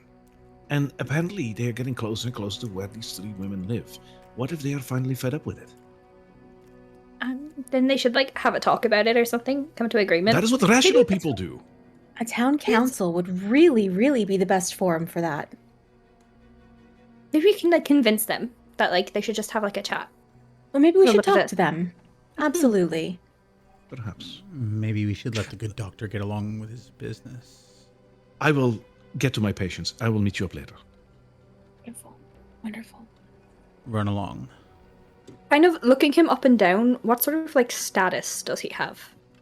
He looks the part. He is a rather tall gentleman. He looks well groomed. He has a faded, sort of like a trench coat, basically on. So he's looked like he's traveled, but he looks the part. Okay. All right.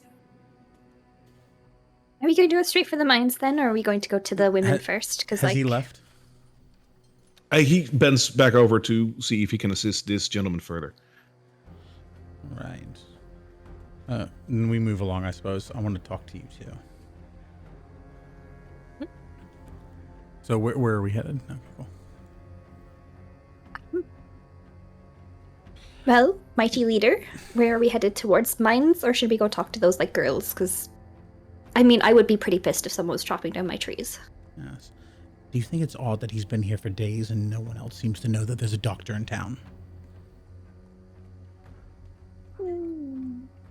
I mean, To be yes, fair, they were a bit tired, yes, and they forgetful, yes, but a doctor in a town seems to be fair big news. It just What- strikes me as odd. do you think it's a evil creature of some sort? I think he's not letting on all that we need to know. I see. Well, he seemed to be helping that gentleman. He seemed to be standing I'm over someone who mistaken. was unconscious. We didn't see him help. Right. Perhaps we should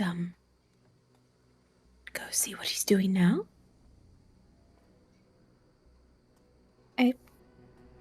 Okay, is there like a place to hide? You can roll me a stealth check and see what happens. Before you go, can we bring Burden out, please? Burden, the little panda. Oh, you like the name? Yes, it's rather he's fitting, a little- actually. He's a bear, right? He's Bearden. I like Burden. Little bear. No, I like Bearden.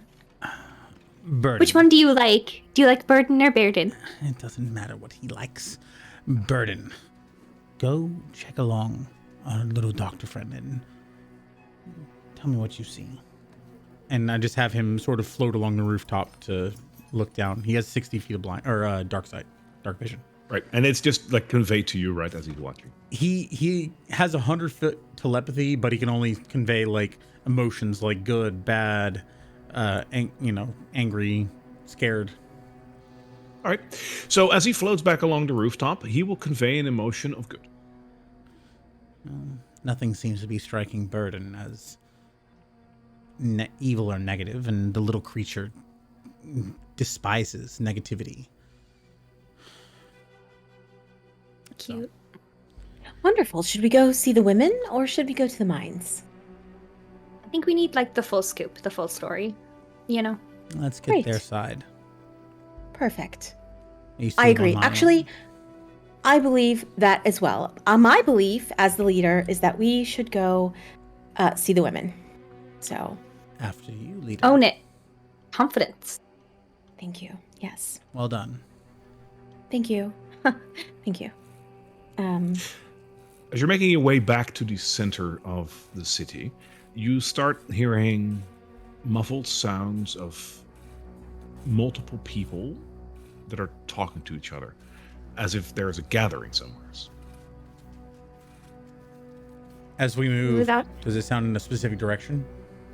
It sounds like it's coming from the entrance to the town. Like the gates that we first came into. The gates. Okay.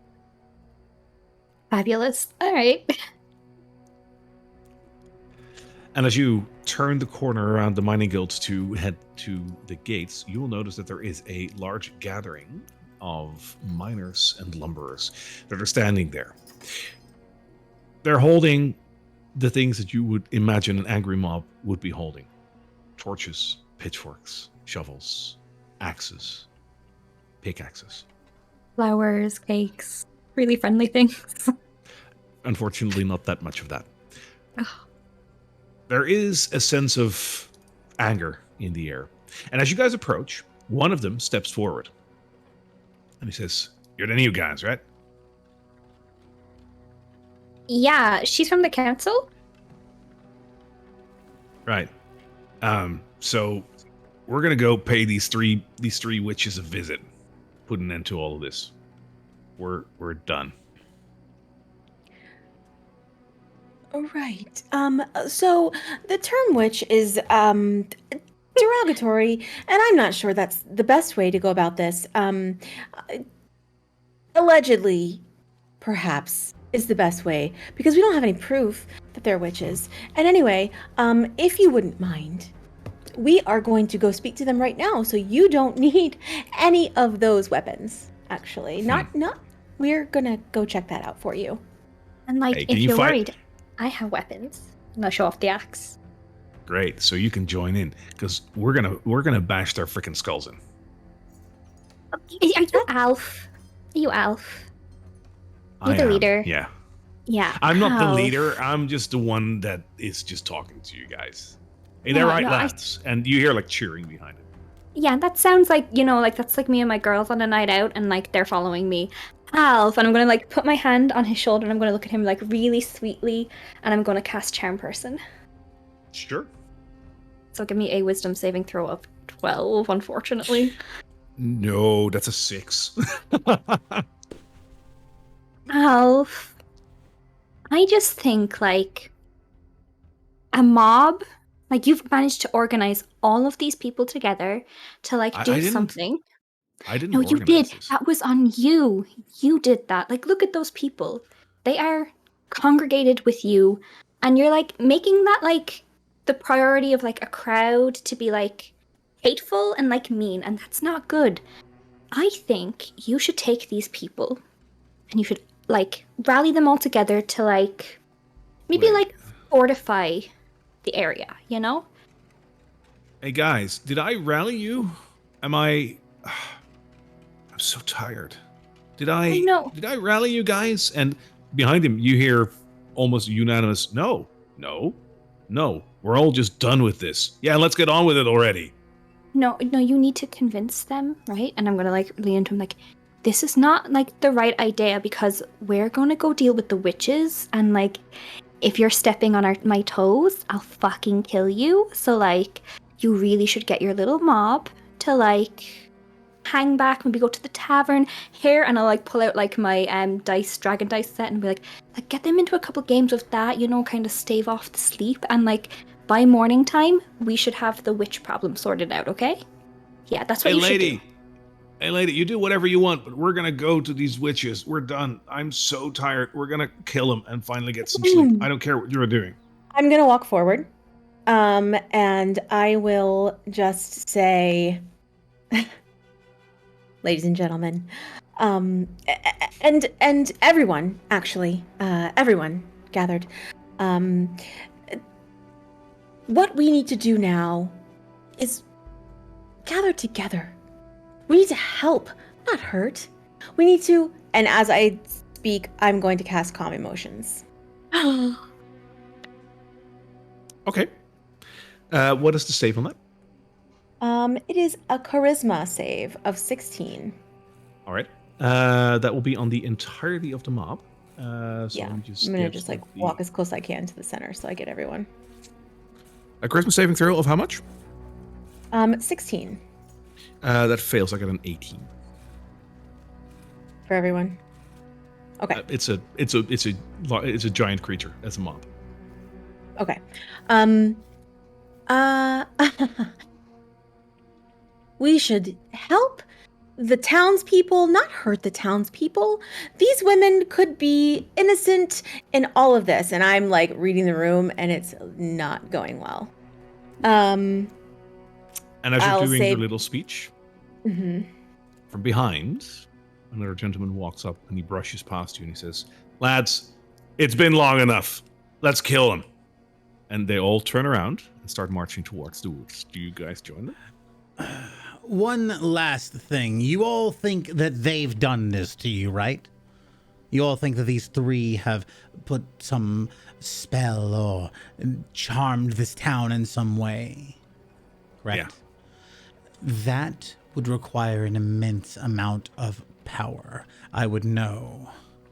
Now, do you truly believe that you can face this with your pitchforks and torches and your pathetic little forms? There's more of us than there's from them, and if I die, I could at wipe least you I'm out in done an with this. instant. The three of why us. don't you do that then? Because you're not worth my time. The three of us. Oh, No in that one- case, have a we're just gonna chance. go. All right, this is deteriorated. I would hate for the council to have to send reinforcements. Listen, all we're asking is that you let us go first, right? And if these women are allegedly creatures that practice non-conventional arcane arts, right? Witches, allegedly, if they are, then we will come back and get you, and we will all go together.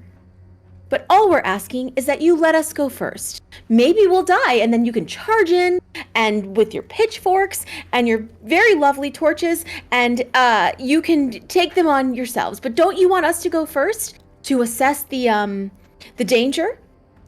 Joseph on the other side yells over that and he says, "Lads, don't listen to them. We need to go now." What if we go in and kill them for you? What would you pay us? Ha! We were You sent think here we by have a money for council. that? Well, it doesn't need to be in money. Your town has gems and other resources that I could use for my studies. We were sent by a council to deal with your problem. You know Let us what? deal with your problem. I think this is if we can't change their mind, perhaps we'll be able to see how they react. I agree. Because if they are allegedly, then, you know. Is this as far, like, I just want to make sure, is this as far as you want to go with persuasion? Because I wanted to, like, this is great, this is back and forth. Is this as far as you want to go with persuasion? Because I'm going to allow you a persuasion roll on this. I was going to use thaumaturgy to essentially, as she's speaking, her eyes light up and she's a little bit more... Cool. Give me one more impactful. speech. If you want to do that. Oh, I was going to say for Eletria, as Yeah. she's talking. Okay. Electra, if you want to, give me one more speech. Let's see what happens. And while she's doing that, I'm going to bolster her magic. So you can add a D3 roll of mine, Okay. which will be a 3, thank God. On an Well, now ability I don't want check, to anymore. or add the number roll to the D20 rolls. So yeah, you've got Okay, a am I 3 doing a plus 3 to persuasion whatever. roll? So give a speech and do a persuasion roll. I think Okay, is what it he's going for. persuasion. No, Yep. it's charisma. Okay. We need peace. Not And I can add a what? 4 onto that? +3. Oh, plus straight up +3? We Okay. need peace for the nightmares to cease. We need... Yeah, so as I'm saying, okay, so my magic doesn't work, but I am just simply saying, well, you'll be able to see how they react to us. Allow us to go in first. Why would you not assess the danger? I feel as though any militia would take that tactic, and I got a 18. Yeah, Okay. 18. As it's back and forth, these miners are dead tired and angry, and they want to go. And all they need is a little push. But this has been going back and forth, and at this point, they're listening to whoever has the most sway, basically. And Joseph is pulling on them very heavily. But you say this, and they're like, okay, listen, we don't know you guys. You've only been in town, like, what, an hour maybe? We don't care. You get the courtesy of that hour. You go over there, and either you bash their frickin' skulls in, or you make sure that this goes away. And if it doesn't, we'll be on your tail. And they're dead. Delightful. Threats are... Let's not escalate the situation, okay? Let's take one thing at a time. I'm going to take her aside and just say, Eletria, they're ants. They are not a threat. Don't worry about them. Ants? They are ants. Oh, I see. I understand. Great. Well, if you don't mind, Vienna, would you mind parting these gentlemen for us? Yes, she will very clearly like push through the crowd like very confidently, and when she reaches the top near Joseph, she's going to like lean a little bit down, like lean towards him and say, I promise you that like you've been having nightmares. If I get really fucking pissed, I'm a nightmare, so give us as much time as we need. And I'm going to allow Eletria and Agnes forward, not deigning whatever he's going to say back. Joseph angrily looks at you, but steps aside. Oh, one more thing. Where can we find them? I was wondering when that question was going to come. Well, Joseph says, I'm not going to tell you. And one of the miners speaks up. He says, deal's a deal. If you go outside, you walk straight into the woods. At some point, it'll get a little hilly. On that hill is like a big tree, and there's like lights all around it. You can't miss it. It looks very spooky. Great. Thank you. The council thanks you. Thank you. So seeing what Vienna had said, and Agnes agrees. I'm gonna use thaumaturgy to like create a green glow up from the ground, like so that there's shadows cast in my eyes, and look at Joseph. See you in your dreams. And then keep walking. Cool. You guys walk off and go to the woods. Prepare to step into a world of twisted nightmares and unspeakable horrors. Libris Nocturnum invites you to explore a realm of dark fantasy where life is short and fear is a constant companion. Through 13 unique adventures, you'll experience a journey like no other, where the veil between nightmare and reality is torn asunder. Face off against ancient curses, malevolent spirits, and demonic beings. Yet through it all, there is still hope. With included Foundry VTT support, expertly crafted maps, and terrifying new creatures, each adventure is designed to take you to the very edge of your seat. Do you have what it takes to brave the shadows and explore the nightmare realm? Find out by backing us on Kickstarter now and step into the pages of Libris Nocturnum. If you dare. After you leave the city of Skarsnik and you're traveling through the Mist Hollow Woods for some time, you're arriving at a bit of a clearing in between the trees, and you're noticing up on a hill a rather large, old, creaky hut underneath a broad, there we go, oak tree. The mist is coalescing around it, and you see some pine shingles on the rooftop. There is a sound of laughter that is bouncing through the trees from the hut, where acrid-smelling smoke rises from a crooked chimney. As you did not take the mob with you because you convinced them to stay back, you are here alone. For now.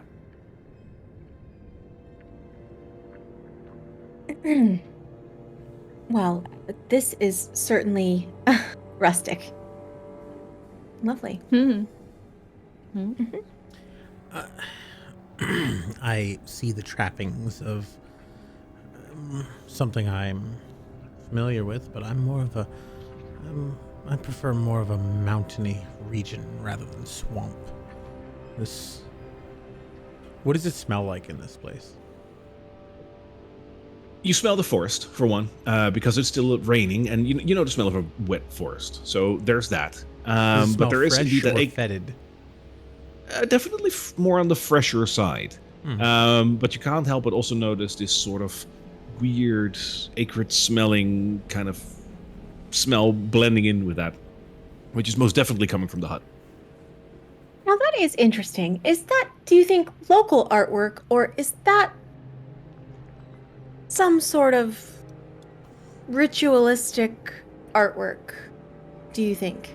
Agnes? Could be that. I'm going to take a look at I'm it. sorry. Are you referring to the pentagram?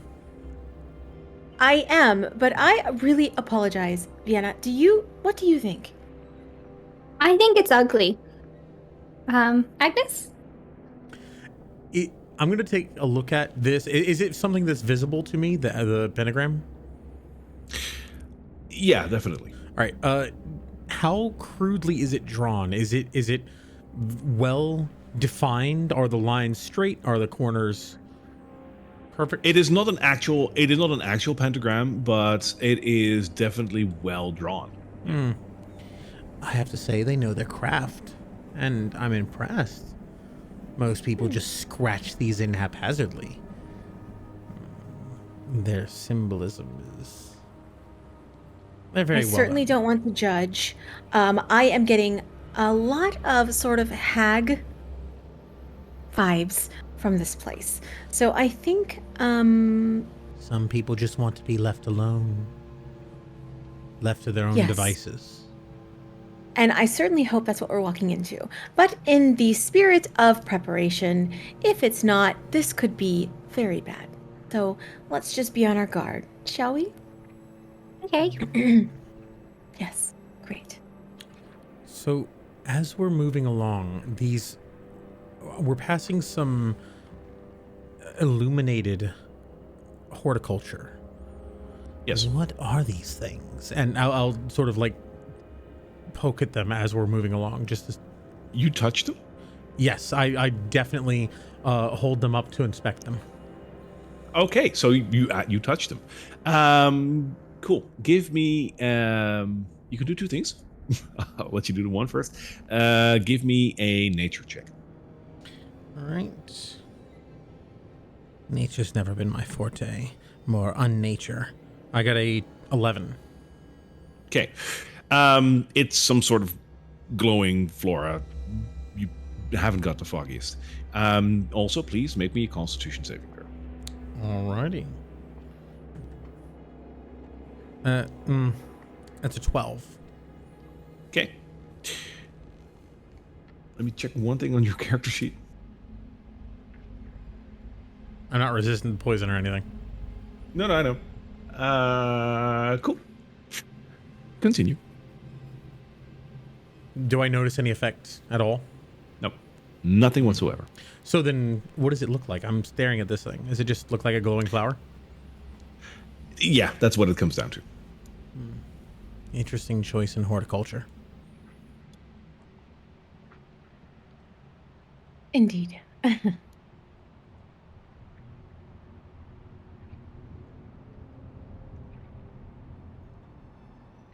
She kind of like scooches up, so she's in the middle. So as between. you come up on the steps, so these are like basically just planks to help you move up towards the hut. And as you get into the inner garden, there's a bit of a garden around the hut. You notice that in front of you there is a rickety wooden door. There's also windows, but they are all there's curtains that are drawn on all sides. You can't look inside. The door itself is rickety, but closed.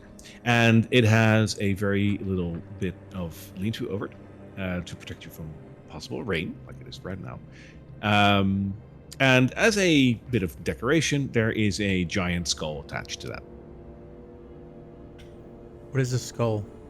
Like, does it look like a beast or a human? An oxen skull.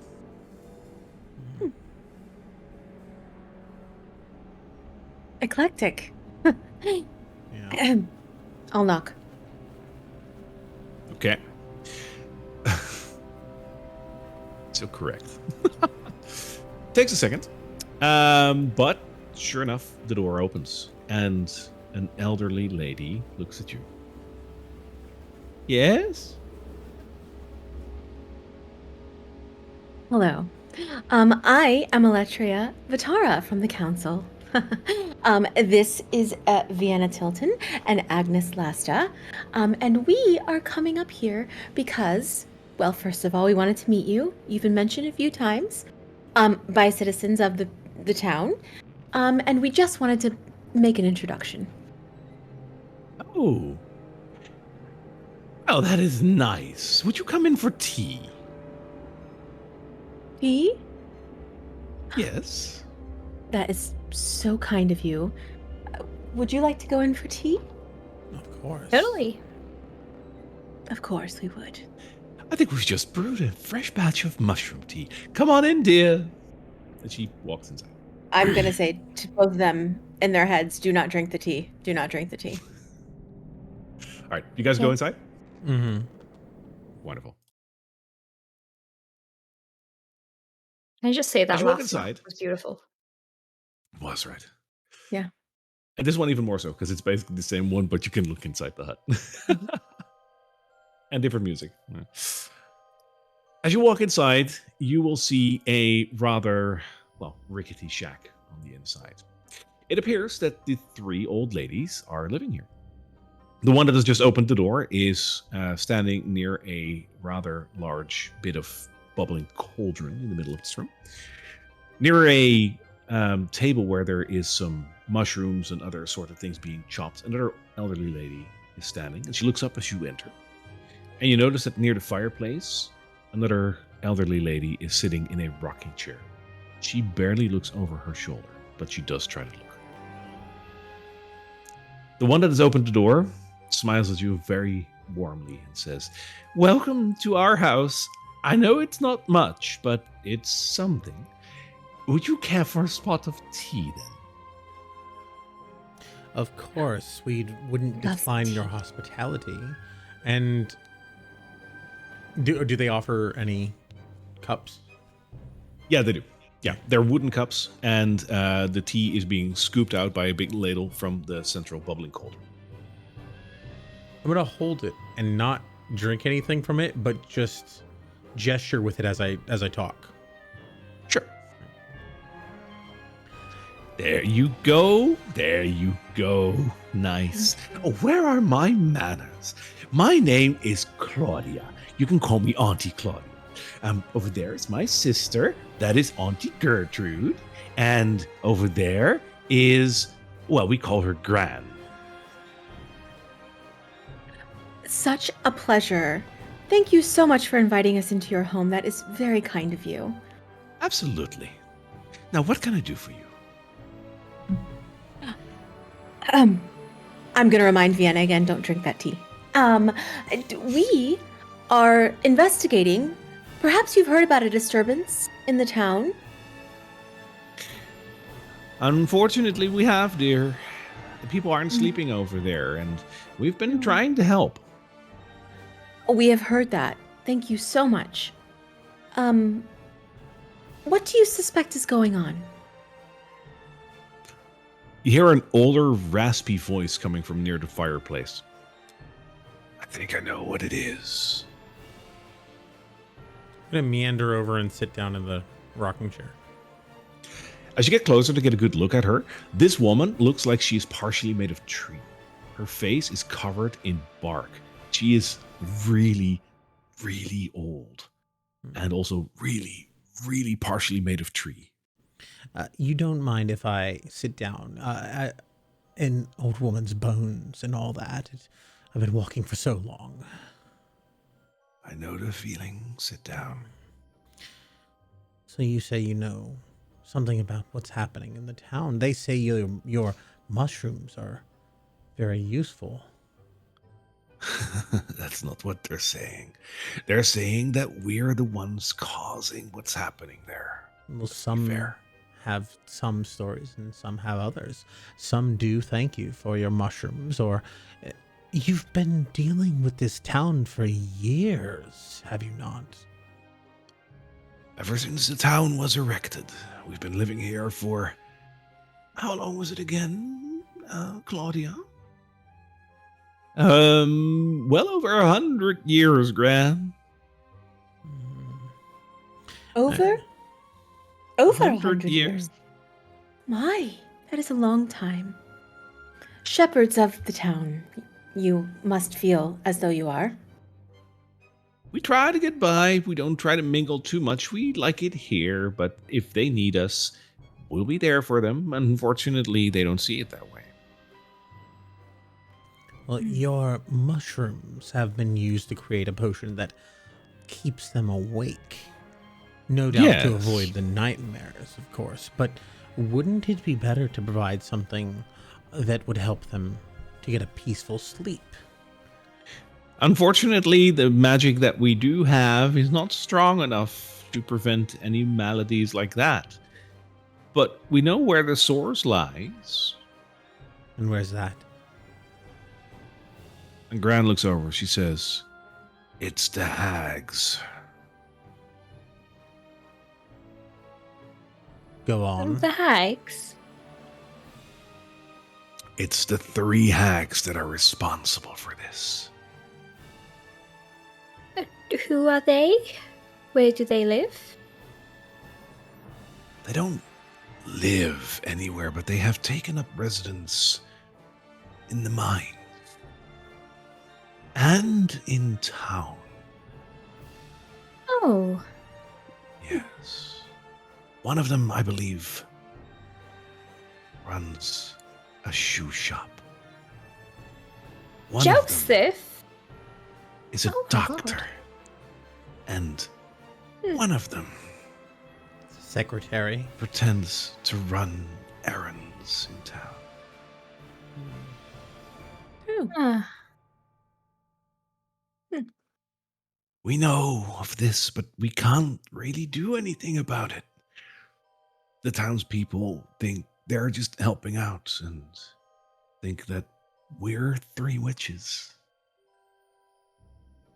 Indeed, afraid- I'm afraid if they can't be swayed, it might be dangerous for us, right?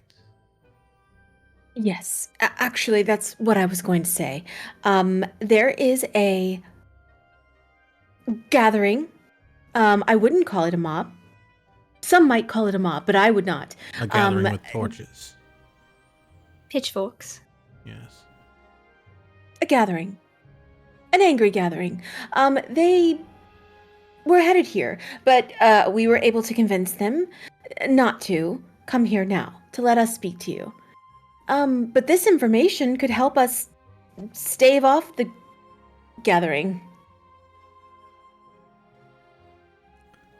Yes, I You- think so.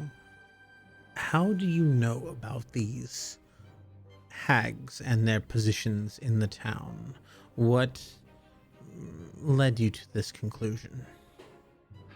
We know because we recognize the magic. We just can't do anything about it. It's out of our league, but we do recognize it. So there's a distinction between spells such that you can tell that one is dressed as a cobbler. Yes. Interesting. It did seem that the cobbler was leading the charge, so to speak, to try to persuade those to take up arms against you. I'm not surprised.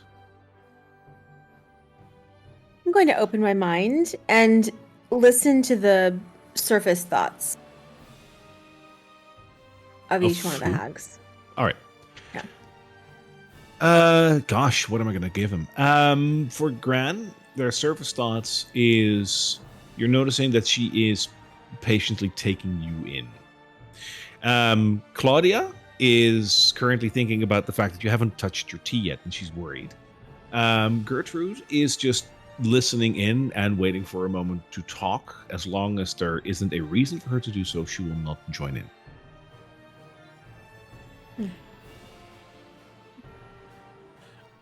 I'm going to look around a little bit. Do I notice anything of the occult that I would be familiar with? Any in terms of like conjuration of dark entities or manipulation of the mind? You will not have to roll for that. No, nothing of that whatsoever. Okay. Besides the like thatchet, isn't it called a thatchet? A bunch of twigs together. It's called something in Shakespeare. And also the pentagram here next to me, directly under me. Yeah, but they're not necessarily. Well, yeah, it's occult, but it's not necessarily like evil necromancer stuff. I think Casarial brain is taking over. Yeah, sorry. Anything pentagram is evil. Gran, yeah, that's you. Yes.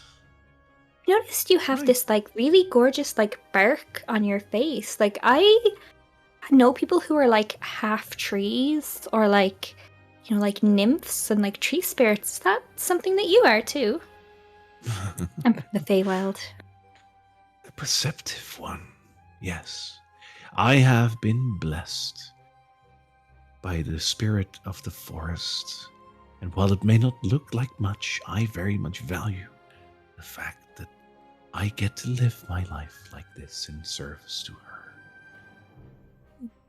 Seems that the miners of the town are getting dangerously close to encroaching on your little spot of paradise.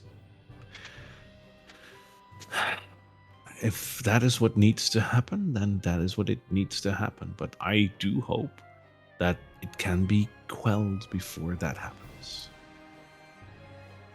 You seem very wise. What do you think we should do next? If you have what it takes, and perhaps stopping these hags of doing what they're doing would be best. You do know why they're doing this, right? You are an official. You must have been sent here with a mission. I absolutely. Yes. So we were sent here because Durham Sootbeard wrote a note of concern. Concerned citizen that he is, a hero really. And so we decided to come to help out because of that. And that's really all the details that we've gotten until we came here. Are they looking for those like pretty gems? Is that why they're doing this? Almost. Almost. See, the gems in the mines seem to be very coveted by humans living in faraway places.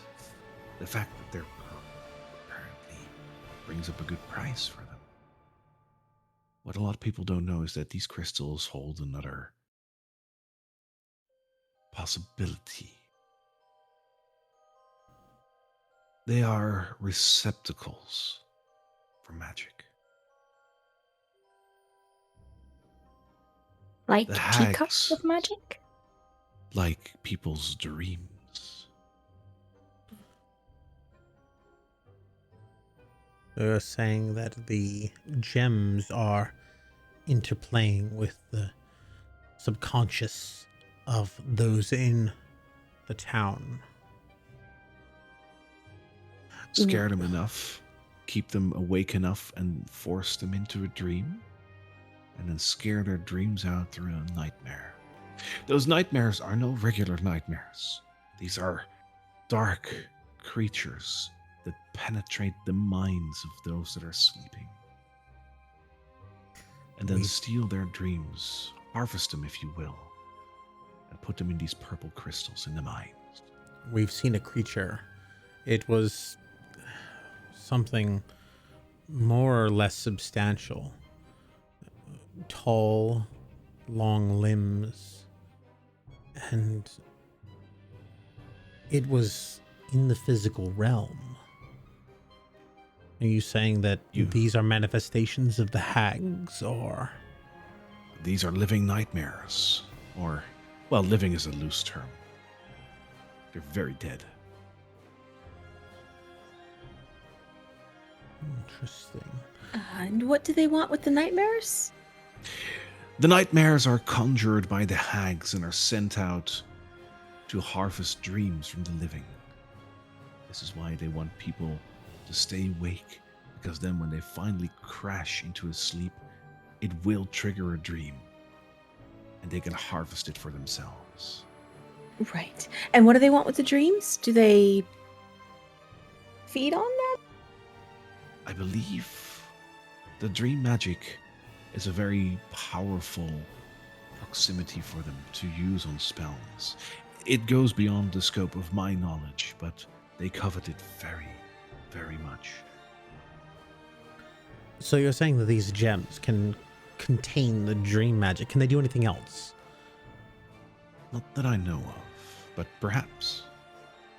It'd be used to infuse power to regain something of...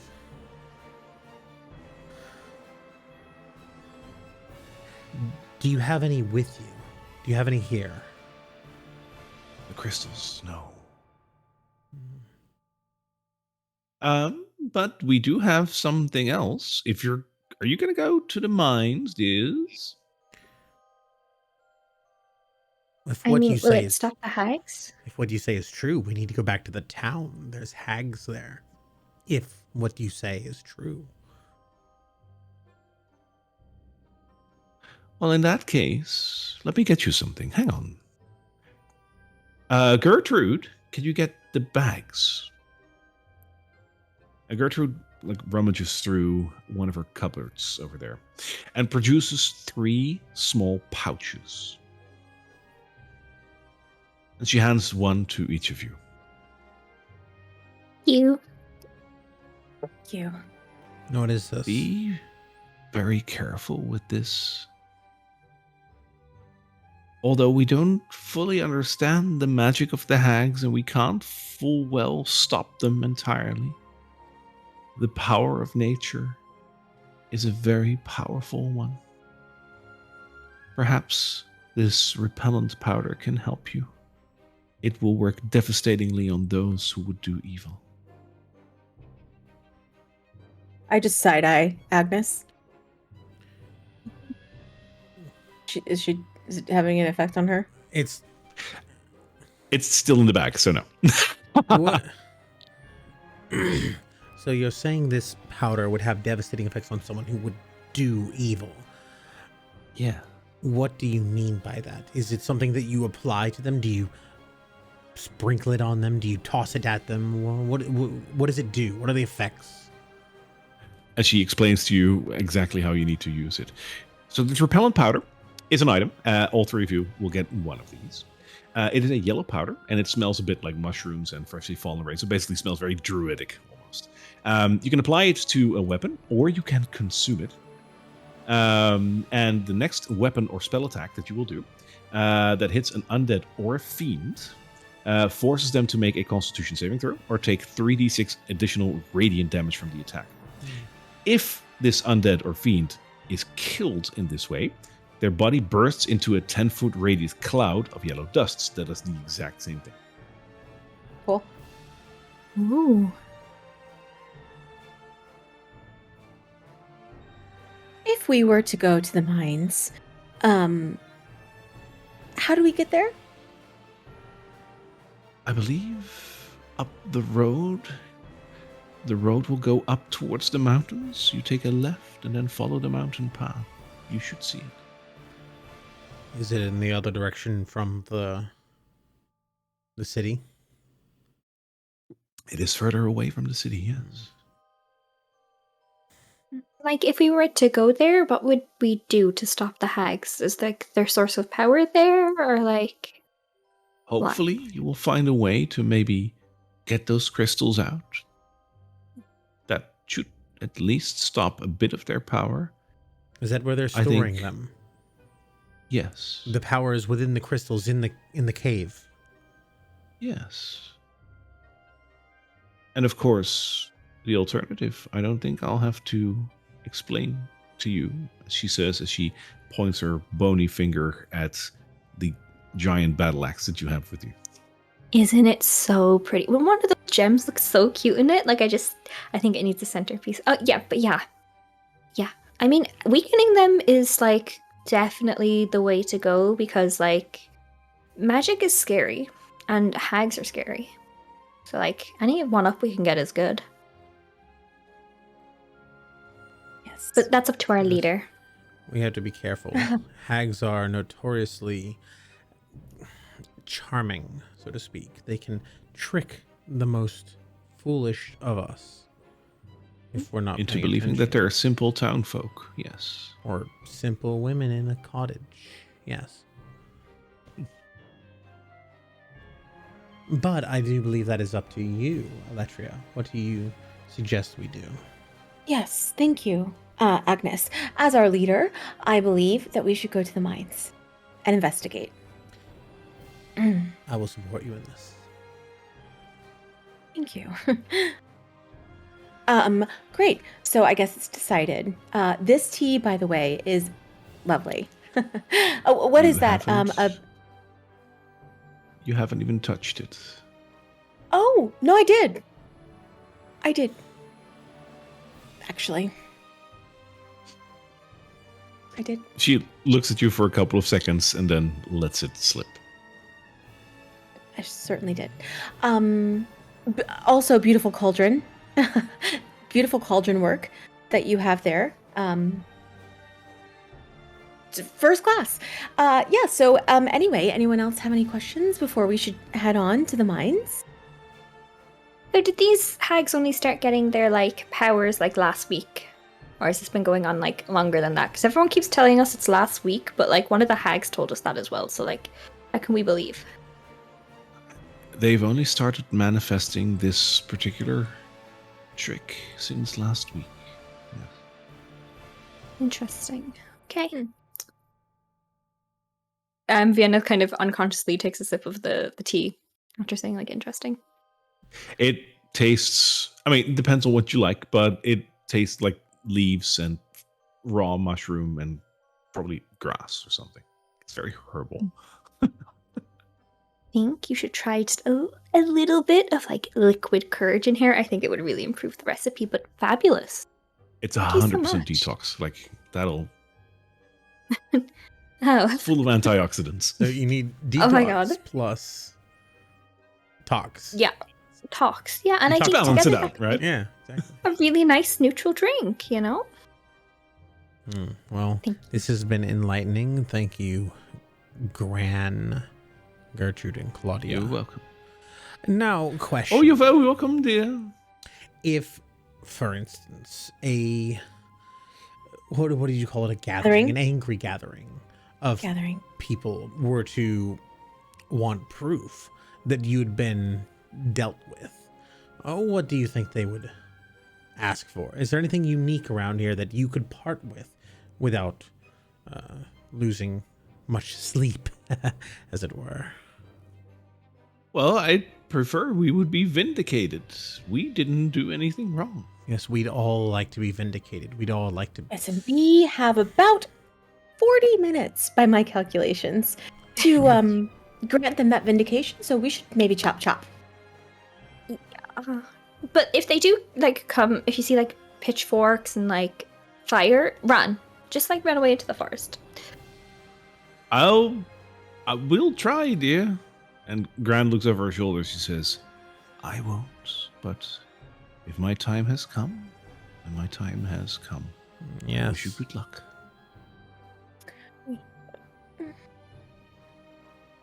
I believe it's time to go. We can't save everyone. And we will save everyone. That's why we're here. And thank you for all the information. Please take care of yourselves and have a good night. A great night. A great night. And you too, dear. Thank you. You walk out of the huts. I imagine you guys want to go to the mines, or do you want to go back to the city? I think mine's Mines? time. As you will. And in that case, you walk along the path that goes just around Skarsnik, up and up. And indeed, after you follow the mountain trail, you will find indeed a bit of a gash that has been carved into the very cliff at the end of a road. The mist is blowing off of this mountain like a waterfall, obscuring the darkness within. This must be the mine. Well, unfortunately, it's entirely possible that we've just been sent on a wild goose chase by 3 clever... I hate those who think they can outsmart us. They're always so clever. They're always so tricksy. They think they know what's best. Oh, you think they were hags? It's possible. I haven't ruled it out. I think they could have been. And if they could have been, there's really no telling. That's the damned frustration of it all. I hate being lied to. Did perhaps listen in on their thoughts. And they were not thinking anything, quote unquote, allegedly evil. So, by my estimations, maybe they were just trying to help us. Allegedly. Did you do that with any of the townsfolk? Fiona, I thought, did you want to say something? No. Oh. Did I do it with any of the townsfolk? Well, I try not to do it often. It's a bit invasive, consent and all of that. But maybe in the best interest of everyone in the town and safety, of course. So, but I didn't hear anything helpful, or else I would have told you. How does this Both of work? you, of course. You can read people's minds. You can understand their you can hear their thoughts and intentions. What is this? Precisely. Yes. In fact, it's Interesting. sort of more like I have to turn it off than I have to turn it on. That's actually very useful. Well, here's an example. Think of a color. Don't tell me out loud. Great. You're thinking of black. It was close. As actually, I was thinking of like deep blood, like congealed dark blood. But yes, close. Right, dark burgundy black. That's what I meant. Sure, of course. Yes. She would have obviously. Yeah, been able to exactly. So read you it. said you're thinking of a very dark Yeah. color. But I was noting out of character. I was noting, wow, you're actually really close. Although it was super obvious. But yeah, cool. Okay, yeah, Vienna. Think anything. Anything. Doesn't have to be a color. Oh my. Okay, I'll read her thoughts. It's blank. It's empty. It's crickets. Wow, it's serenity, peacefulness. Mm-hmm. I am thinking about my friend Serenity. Yeah, she's great. I Oh, do miss her. Great. Yeah. Well, Mm. that's wonderful. How enlightening. So you see, yes. Now Have this you is guys, just surface thoughts, obviously. I can go deeper, but that's a bit more of a process. So As you guys are having this conversation, can you three roll me a perception check? Natural one. Okay. That's good. Hold on, Serenity. Oh, that's wisdom. Okay, hold on. I have advantage on wisdom, even though I rolled a 19. Okay, yeah. So 19 plus 22. Okay. What about you, Agnes? 8. All right. I'm Agnes So- is busy pondering the implications of what she's talking about. And as you're just talking and walking up to this mine, only Eletria notices the fact that this dark entrance to the mine is actually really dark. And as you're looking at it, you suddenly notice that the shadows at the entrance of the mine very silently just slip into the mine and out of sight.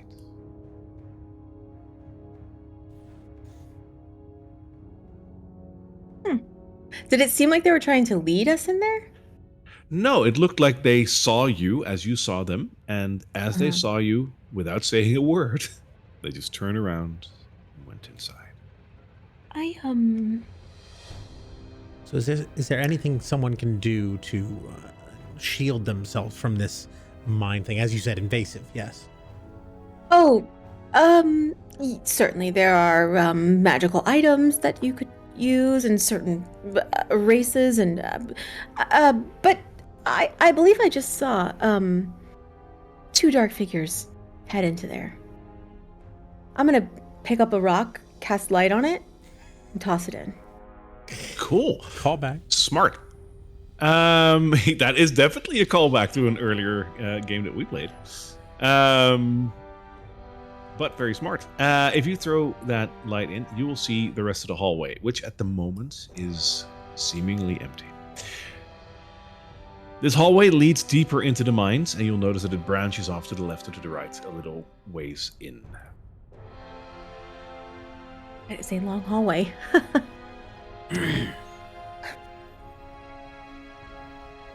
Shall we? As we both go, I imagine both of us have Agnes cast light on her pendant, and I imagine you do what you do with light. And we're just gonna light up this place. Anna, can like you a see in the firework. dark? No. Oh, Right. I'll cast light on your great axe. That is cool. Oh, I'm going to add some my- light effects to you. Yay! It's like so beautiful. Dazzling. Just like you.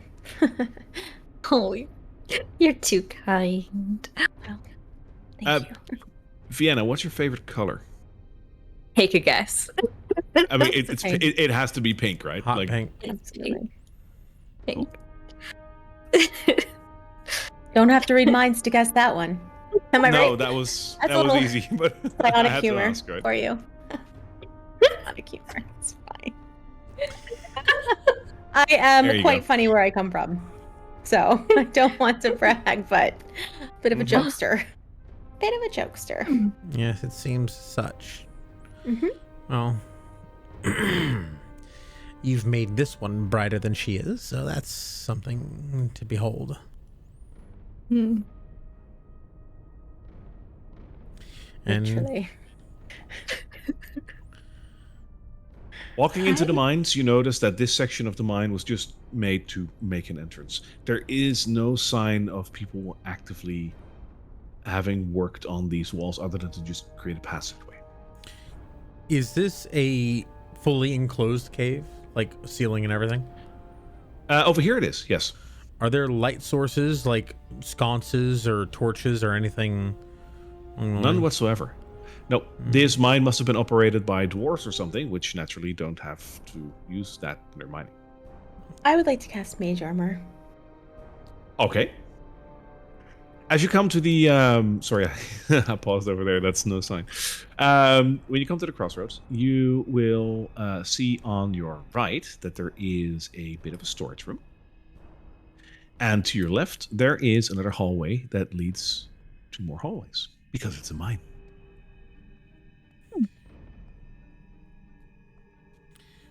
You, Anything? Burden, stay here and keep watch. And I'm just gonna have him stay at the crossroads here.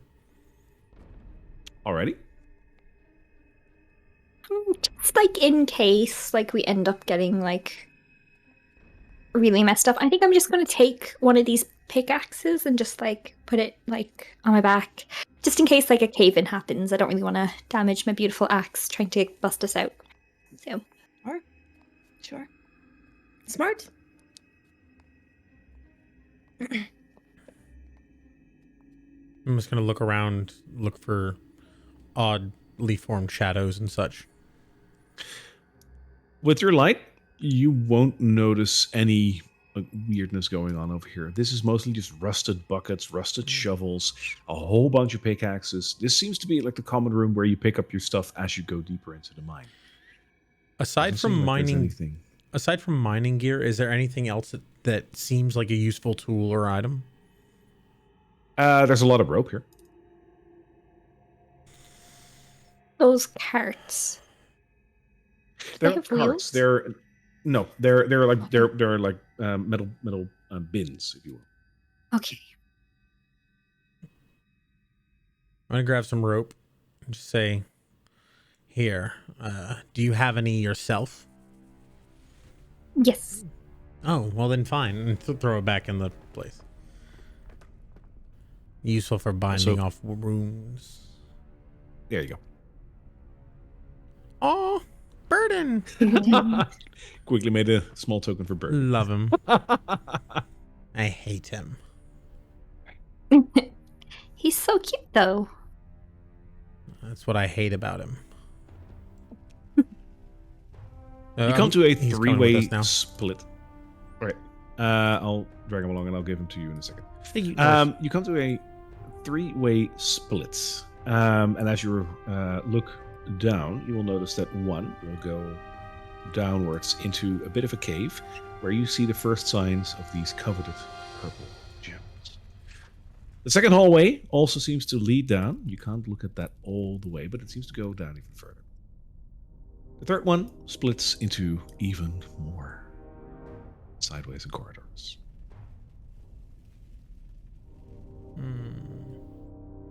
Do you think that the gems that they're using, or that we've been told that they're using, have to be activated in some way? Or do you think they can just be in the walls?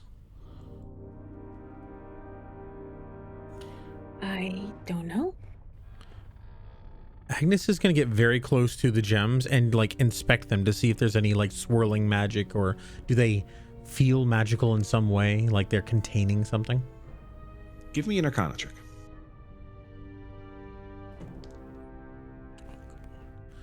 As you can see, I rolled really good. I got a 9. There's no movement in the crystal or anything.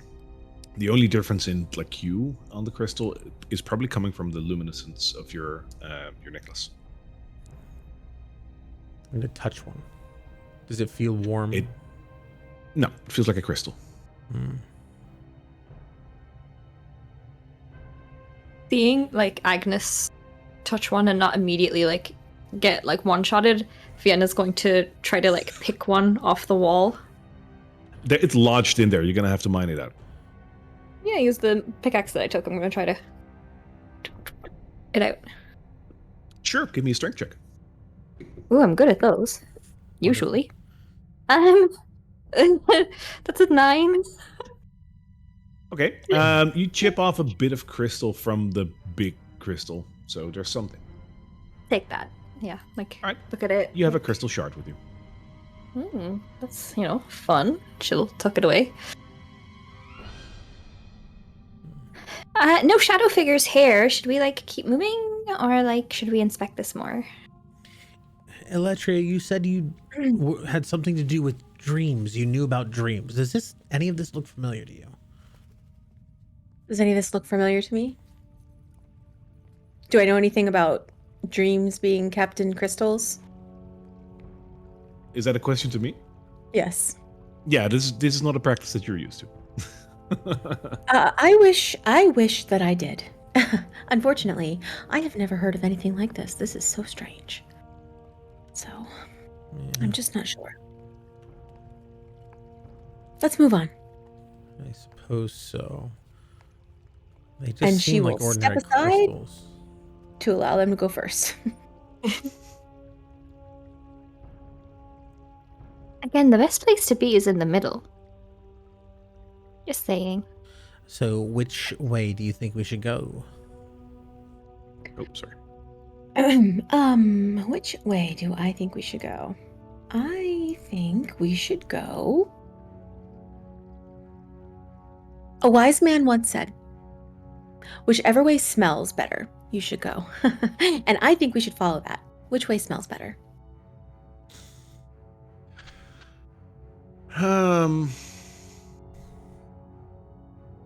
As much as I want to honor that with something, I honestly can't make a distinction between them, so there's no difference. I think the air smells less foul north Oh, of us. well, we can always come back. All right. As you move north, you can peek into this hallway, which branches off into a couple more hallways. I hate mazes. So many of them. Oh, we're going north, so north shall we go. Even further north, you can look down a hallway that looks like it goes into another bit of mine shaft. There is also another split. Left. Left, you say? All right, let's go. It branches off into a larger mine shaft. There is a lot of gems here. And so, just to clarify, all 3 of these are dead ends? They're all dead ends, yes. Okay, cool. I'll stay here and just make sure nothing's coming from behind us while you investigate. I'll just... Keep Burden with you. Great. Burden's just going to hop on your shoulder. Okay. Is there anything about these that this stands out? I don't see why they'd be so interested. They're just rocks. There's nothing that catches your attention here. On to next. And I will step aside and allow them to go ahead of me again. Oh, you know what's going to happen, right? You do that, you forget about it once. Will I? As she tries to like step aside, Agnes will go first, but Vienna will like purposely like move Eletria into like the middle of them so that it's kind of like a flanking thing and move forward like that. Perfect. Thank you so much. Agnes, Yes. As you move into the hallway that you're moving in right now, you see that it again splits into two sides. One that goes down and one that goes to the right. However, for the first time, you're starting to notice something different in the mine. It might be just your mind playing tricks on you, but just below the stairs, you feel that you see a subtle hue, a humming, if you will. My mind never plays tricks on me. There's something down here. You yell. Oh. I yell back to them. Okay. Take a look down these stairs. There's something down there. All right. There is a very large room We'll down dance. here. No, I would like to be in the middle, thank you, if you don't Of mind. course. No, fine. Wonderful, thank you so much. Ooh. Immediately after you say that, Agnes rushes ahead, seeing the glow. A large 8-foot-tall crystal glows from the back of the room. It is half embedded in the stone wall around it, and as you approach, you immediately see faces and images swirling around in the inside of the gem, crying out without making sound. They whirl around a dark central orb like planets orbiting a Death Star. I'm going to look around briefly as I walk towards, and if I don't see anything immediately, Agnes walks towards the crystal. I keep an eye on your passive, and you don't see anything. When we're there and I see the big crystal, I'm going to, again, sort of like that glow that's over my great axe will spread over me as I, reach out with my magic once more. Final time. All right. Yeah, this is 100% magical. And it's no bueno. This is No evil bueno. magic. Do I feel Evil energy magic. thrumming through the air? Do I feel anything different as I approach? I might not quite. Okay. Vienna. All right. What? I hide behind a little bit of cover as I kind of peek out and watch them. Yes. As you get closer to the gem, to the crystal, and you try to make a sense of this, give me an Arcana check. Like, it's pretty clear it's magic, but let's see what else you notice. Yes. Okay, I got a 20. Dirty 20. Cool. It's almost like there's static coming off from this crystal. You're not touching it yet, I imagine, unless you are. But No. like there is just like this you know that feeling, right? When you get close to like an old TV or something, like that feeling. It's this crystal, there's something with that. And as you're trying to ascertain what is happening here, you just hear very muffled voices coming from the crystal saying things like and release. It's cutting off. I can't. Oh, help and release me. Do the faces look familiar? That I've seen? Yes, you will recognize some of the miners that you have seen in the mob, and you will recognize, let's just say, two of the people that you've talked with. So the guild master and the lady behind the bar. So do I see Joseph or the apothecary? I'll give Let's it a say minute. no. Okay. Oh, you're gonna stare at it like intently for a minute? Yeah. I think we I'll give it a found roll. this. I think we found the source of the issues. It you seems won't see that this.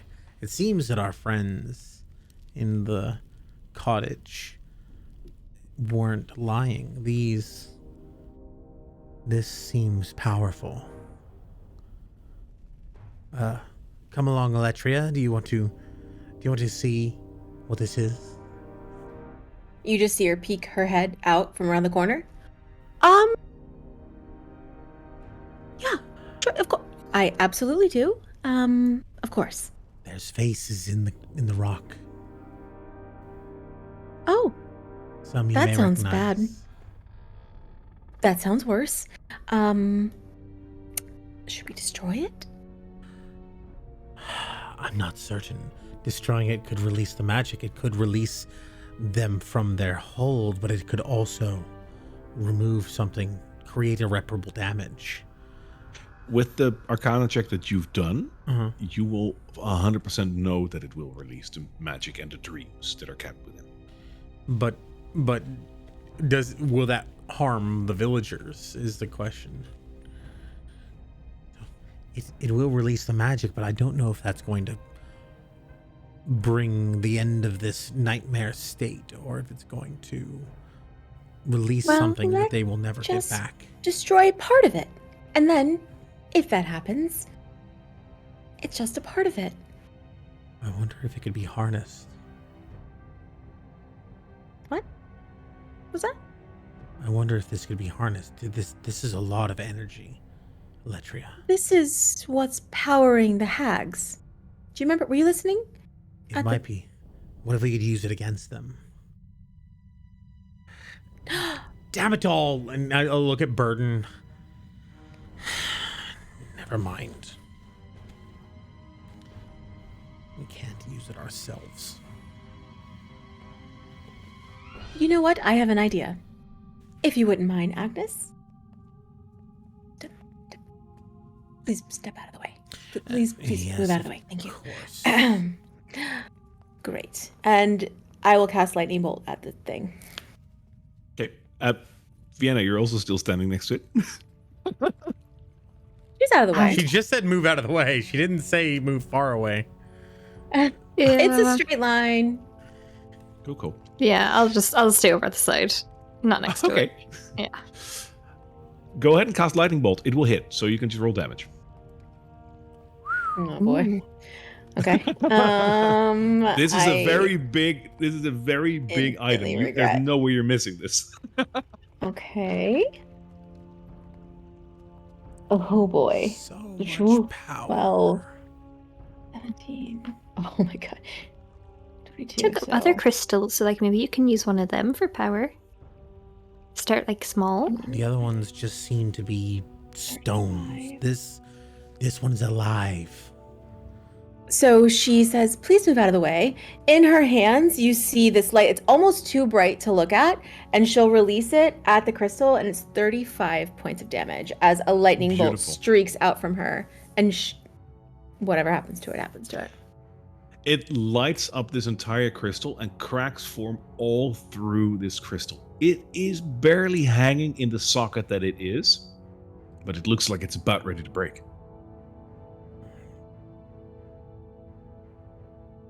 Anything?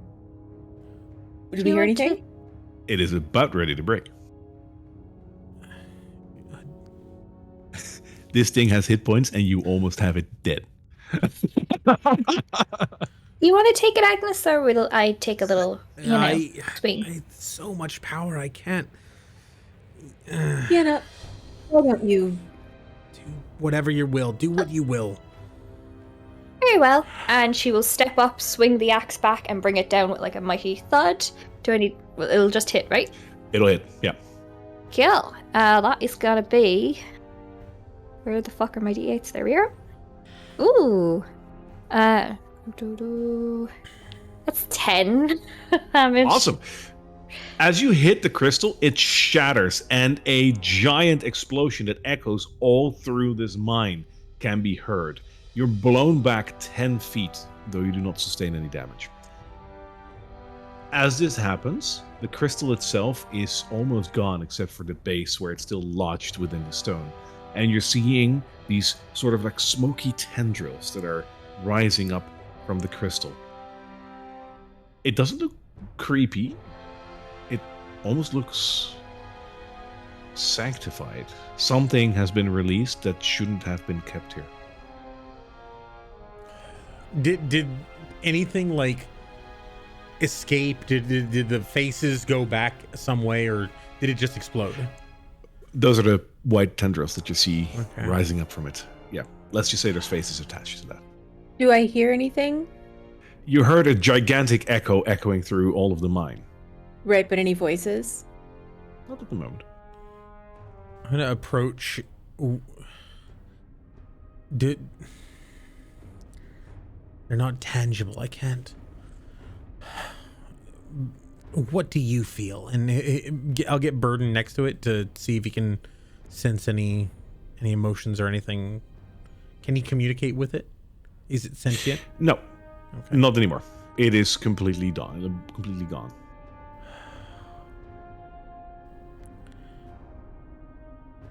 Fine. Well done. We've removed whatever this was. Maybe there's more in this town, or in this cave. It seemed a bit too easy, didn't it? It's possible that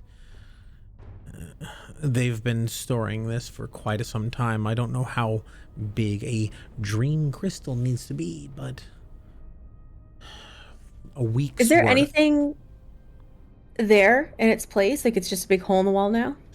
Yeah, there's like if you break off a crystal, there's going to be a bit of crystal left, but it's like nothing compared to what was there. Okay. Are we doing like on time? Like, are those like old women gonna die if we explore more? Or should we be thorough? I mean, obviously, you don't know, but you, in terms of time, I think you should be within that time limit that you set for yourself. Hmm. But what happens after, you don't know. Let's maybe pick up a little bit. Yes, Safely. Let's go. We'll follow you. Okay. Yeah, we'll just very confidently walk down to different parts of the mine looking for more of these crystals. Okay.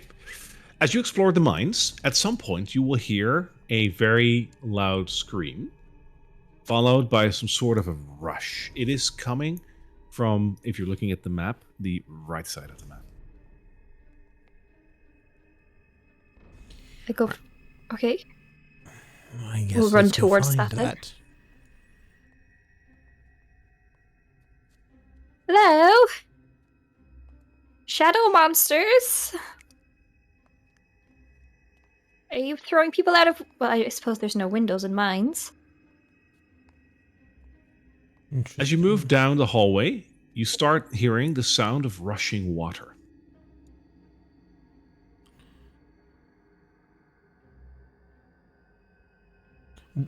Did we pass was this a dead end that we passed over here? That's another dead end, yes. Sorry. Okay. No worries. Yeah, can we just, like, we're just going to go right for the sound? Yep. Wherever Yeah, that I came figured from. as much. So as you move over there, indeed. Sorry, just move your tokens closer. There you go. As you reach the little outcropping that you are seeing right now, you stand at the edge of a large wooden drawbridge.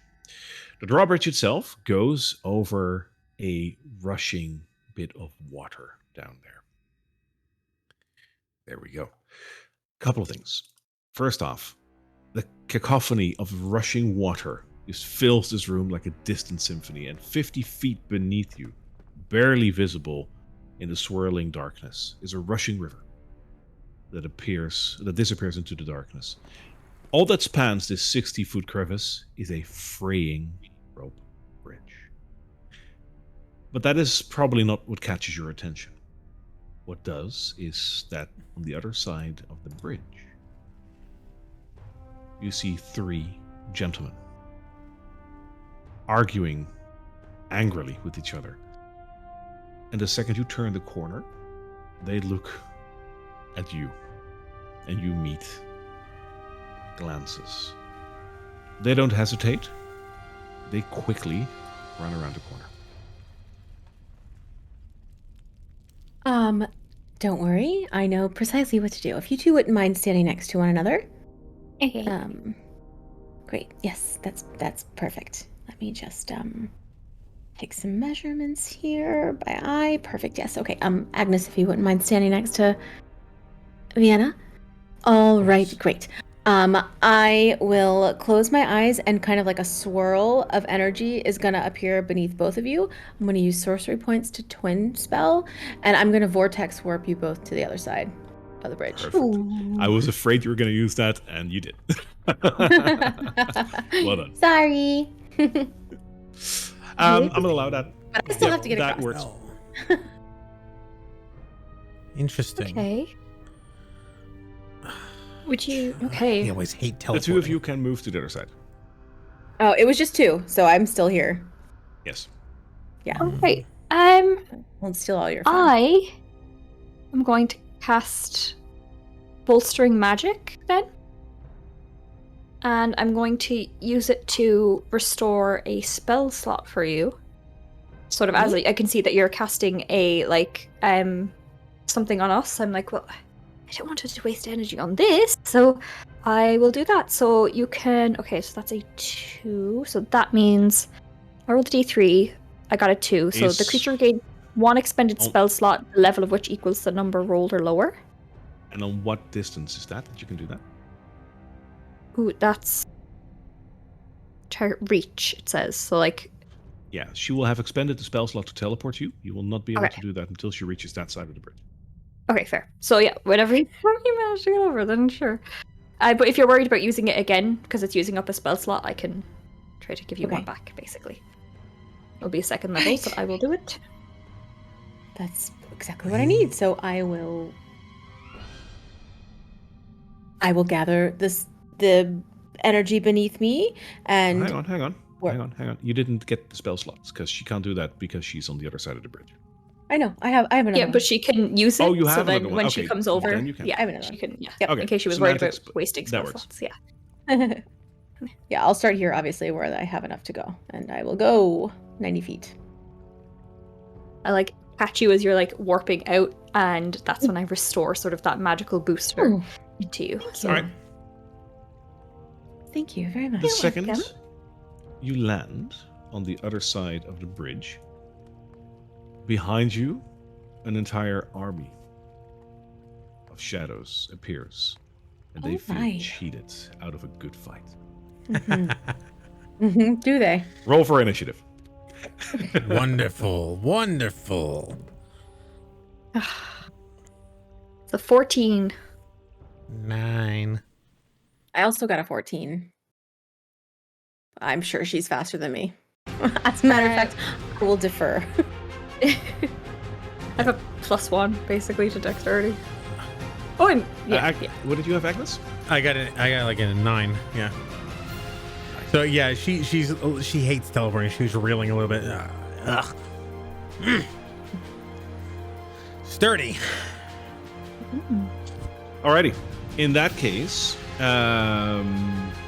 can have. Oh, where was it? We can have Vienna start. Oh, Yep. wonderful. As we sort For of like context- land and For context, if you would have crossed this bridge, you would have had a surprise attack on you by these 5. They can't do that right now because you totally screwed up their plan. So it's normal fight. Feel free. wonderful.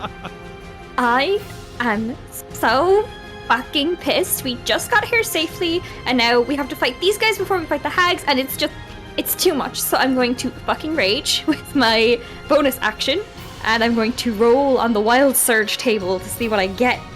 Yes. What extra I've never seen hits this that I before. I love Wild Surge. The Okay. barbaric Wild Surge table is great, by the way. It's so Crazy. So I got an 8.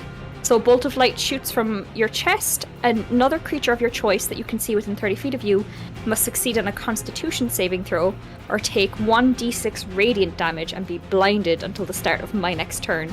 Until my rage ends, I can use this effect again on each of my turns as a bonus action. So I think when I roll it, it doesn't come into effect. It comes into effect on the next turn. I think. fun. Awesome.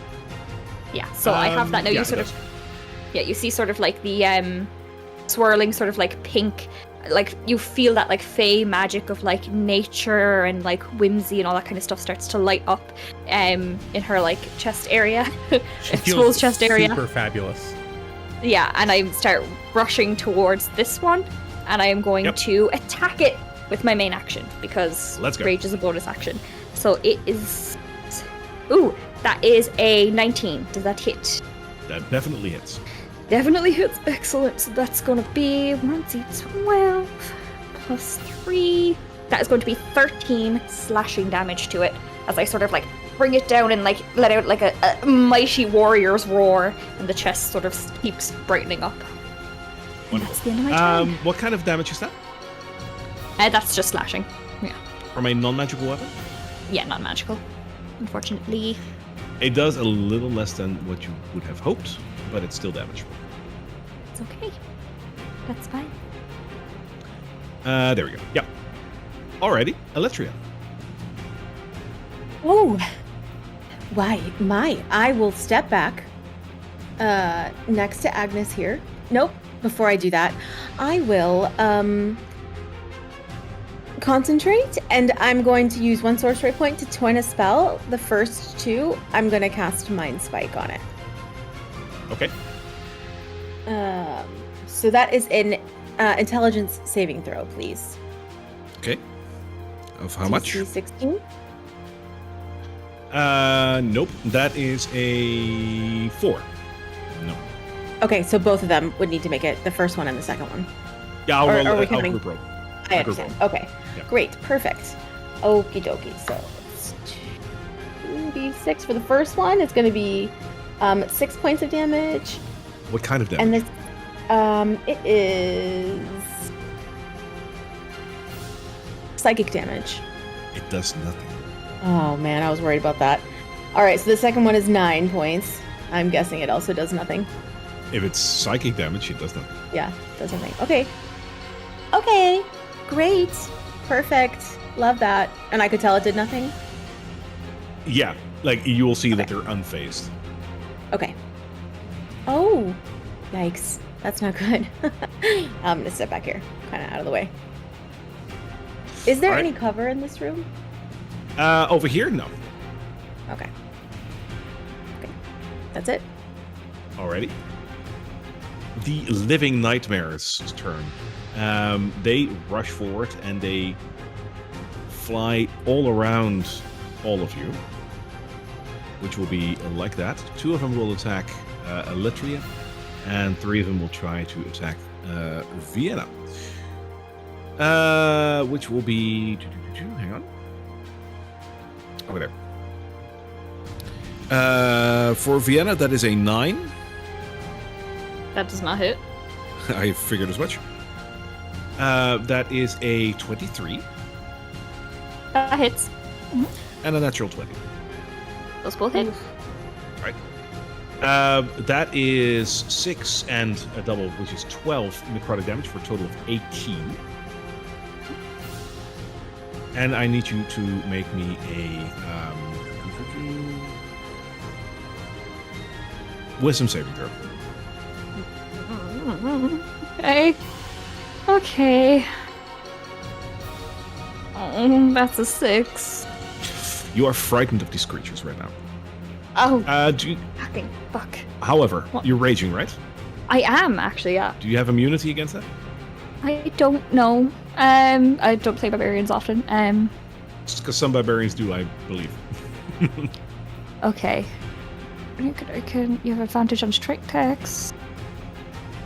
I have resistance to damage, but I don't see anything specifically about frightening. I was looking as well. No. Okay. Well, it was worth a try. Yeah. Alrighty. The shit. 2 that are attacking Eletria, 1 attacks for an 8. Does Wow. not And hit. one for a 7. Does not hit. Nope. Agnes. All right. You see her grasp the pendant and like almost gesture, but then instead the burden flies forward and like flies in front of her, and I'm gonna twin spell Sacred Flame on the 2 that are next to flanking Eletria. Cool.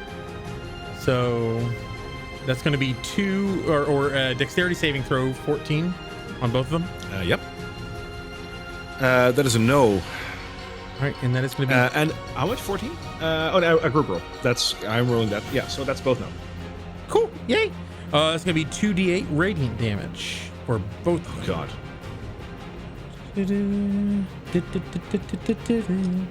Right, calm. Be good. Be good. Be good. That is I thought that was a 6. 9 total radiant damage. Times 2, because these are undead creatures. Yay! Those 2 are both ectoplasmic key. All right, so yeah, basically you see like she raised her hand and like almost a wisp comes out, and this thing flies in front of her, and 2 columns of fire come down and illuminate them. Beautiful. Don't get in my way. And That brings us to the top of the round. Vienna.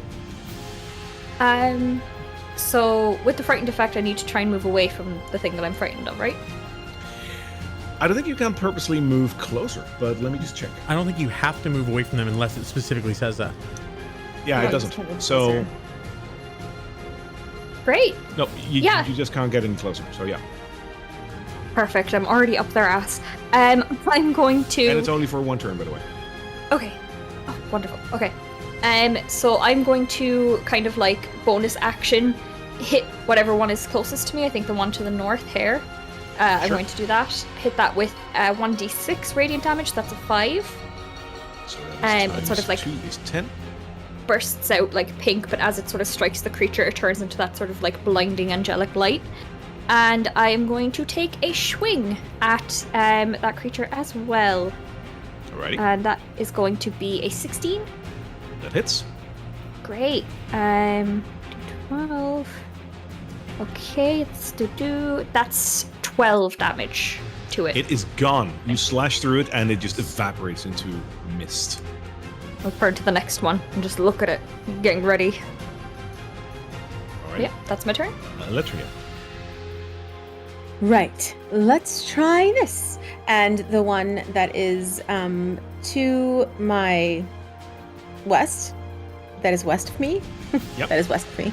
I will cast Shocking Grasp. Alright.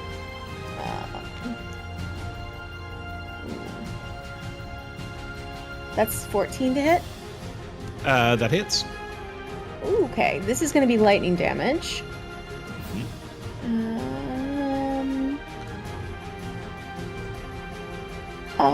6 points of lightning damage.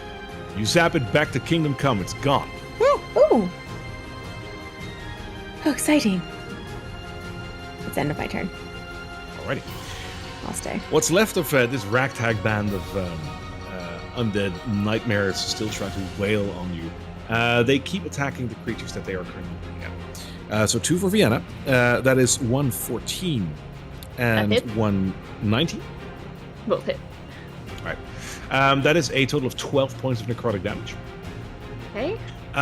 You are technically still frightened because that is until the start of your next turn, which means you will additionally take 2d6 psychic damage for a grand total of 7. Actually, I will silvery barbs that. So, you magically distract the triggering creature and turn its momentary uncertainty into encouragement for another creature. The triggering creature must re-roll the d20. So I'll make you re-roll one of those d20s, and please use the lower roll. Which d20? The first one. I can then do it to another creature, it says. Oh wait, sorry, no. So she's imposing disadvantage on one of the attacks. Imposing disadvantage on one of the attacks. Got it. Okay. Yes. Sorry. I just Sorry. I just had a nightmare. All right. Yeah. And that is a good choice because that turn went into an 8. So that means that one of the attacks doesn't land. Woo. Okay. Yeah. And I will give you, Vienna, advantage Ooh, thank you so much. on your next attack roll, ability check or saving throw. Wonderful. And you can heal yourself back up for 9 points because that's the difference. Wonderful. Okay, great. Good call. Perfect. Thank you. All right. As for you, Eletria, there is still a creature that's trying to attack you, and it will do so for a 12. That does not hit. Okay. I have mage armor. Oh, that is true. Pink. We are back at Agnes. Is it this one? If I were to attack at range, I imagine this one makes it disadvantage. Correct. Okay, so she reaches. So first of all, you see a wisp of like light appear, and so I'm going to use bonus action to cast Hex on this thing. And the one the directly, one next to you? yeah, next to me, or adjacent to me, and I'm going to reach forward and do the same thing she just did, and attempt to grab its face and cast Shocking Grasp. Cool. And for Hex, let's just make it dexterity. But regardless, don't you ignore me. Natural 20 on the dex save. No, there's no save. I'm saying, sorry, for Hex, it makes it so that dexterity checks are made with disadvantage. So, sorry about that. Okay. Sorry, I wasted a natural 20. But so I'm going to do my attack. And that is going to be for a 14 to hit. That hits. Okie doke. That's 2d8 shocking damage. How shocking. Plus 1d6 for the Hex, which is necrotic damage, so I don't know if that has any effect. But that is going to be a total of 10 shocking damage and 5 necrotic. The necrotic doesn't do anything, but the rest is surely enough to erase this creature from existence. Don't ignore me. And yeah, she grabs onto its head and just shocks it into oblivion. And then Burden goes forward to do the help action on the other spirit. Right. That isn't already advantaged. The other two living nightmares try to run away. So they will try to break away. Like that. I believe we are at the top of the round. Vienna, you will get an advantage attack of opportunity on one of them. Okay. I will take whatever one is bleeding the most. Sure. They're both still completely okay. Okay, they're both okay, yeah. So that's going to be a... Sorry, that's 18. Hits. Great. So that is going to be... Ooh, that's a 9. Okay. Plus 3, plus 2... 14 damage. Slashing damage. Yep. I non-magical. Was reading my features and traits, and I didn't realize I had a second attack. Can I do that on a opportunity or right? No? Barbarians level Not 5. An opportunity attack, but you can on your normal turn, and it is your normal turn right now, so feel free. Yeah, I'm gonna slash at the same one, because I'm done. Well, first bonus action. It's going to take 4 radiant damage as the light. Okay. It is not looking too good, Mr. Stark. I'm going to burn the advantage that Electra gave me to turn that natural 1 into a... Sorry, I'm really not used to this. 22. That probably hits. That hits? Yep. So that's going to be... ooh, that's a good one. That's... Why can I not think today? 16 points of slashing damage. It's gone. Oh, great. And then I'll swing around with my second attack and slice for the other one. I'll move so I can reach it if I need to. Please. So yeah, that is going to be... That's 18 plus 6. That's 1,000,000. That won't do. That hits. Yes, and that is going to be... Ugh. That's like 8 damage. It's fine. It's fine. Could be worse. It's still damage. Could be worse. Cool. Yeah. That's my turn. Electria. Alright. Well, okay. Let's take inventory. I have a ranged spell that doesn't really work, and I don't want to spend any more energy on doing this, so I will, I am going to send a lot of encouragement towards Vienna. Because she's doing a great job, and I could not have asked for a better team member. So really, really excellent job. Like a 5 out of 5 on your performance review. It's really... All I'm hearing about this, you're doing great. Mm-hmm. I'm reaching all my KPIs. Absolutely. Yeah, absolutely. Mm-hmm. Yep. That's it for me. Alrighty. The one living nightmare rushes away and provokes another opportunity attack because you have had your turn, so you can do another one. Great. Oh, that's... Oh, why couldn't that have been natural 20? That's a 19 plus 6. That'll hit. 15, 25 or whatever. Another 8 damage. Another but nothing it damage. is enough. Woo! What happens? So you see sort of as she brings her axe up, it glitters and sort of glints as that fey energy moves through it and just kind of bolsters her muscles as she brings it down and slices it right in half. And I imagine like the dream tendrils that are like black almost get like sparkleified, like glittery as they sort of into nothing. I love it. That's amazing. Wonderful. So impressive.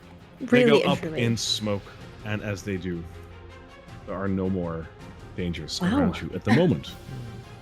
That was like, I don't know, 6 enemies that you just. 5. You two did amazing as well. I mean, that when you grabbed its head, Agnes, oh my god. And like the like lightning that comes out of your like hands, incredible. Thank you. Yeah.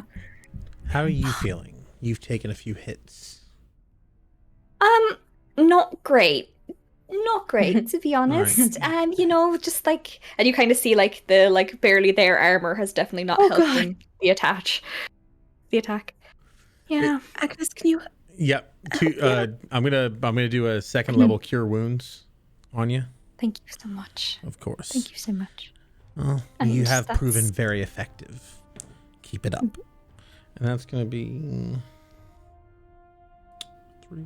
9 healing, and I'm gonna do one more first level cure wounds. Oh, come on. That's 4 more healing. So a total of 13 health. How is she looking now? I just want to make sure that you have your, or that is something that you do, right? Have your damage. If it's bludgeoning or slashing, it was Okay. magical damage that they did. Yeah. So So making sure. as Agnes sort of like places her hand sort of on Vienna will sort of like grasp her hand back, and you're going to get back a second level spell slot as I use my final bolstering magic. Oh, thank you. Or you can also do That's- like a first level if you want, but it's Well, up yeah, to I did second another level. first level. So I did two, first and a second, so I got back to second. Well, that's a very handy. Right, it's You're just so like this like surprised. magical pool. It's great. Mhm. So how are you feeling now? Are you feeling Very tip top good. or still not feeling Tip top. Okay. Tip top. Feeling good. Thank you so much.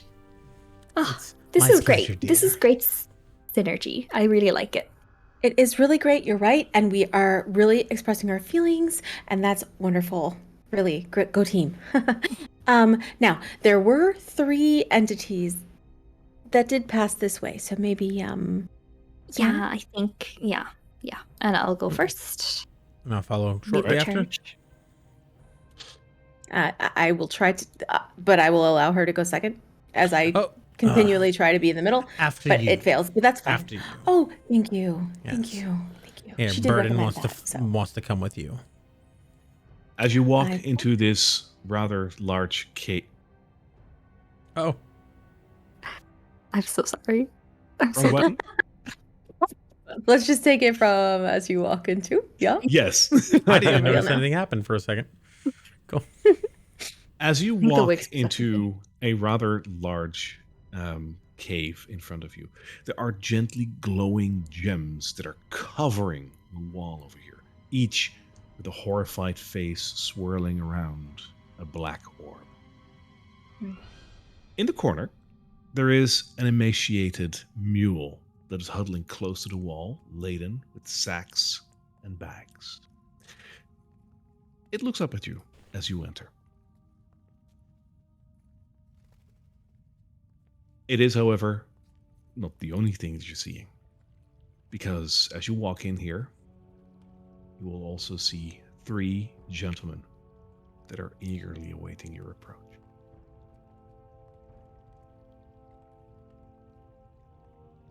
I'll wait up for Eletria to go first. Or at least before me, not first. Very You nice. couldn't leave well enough alone, huh? No. No matter. You might have destroyed the large crystal, but we'll make a new one.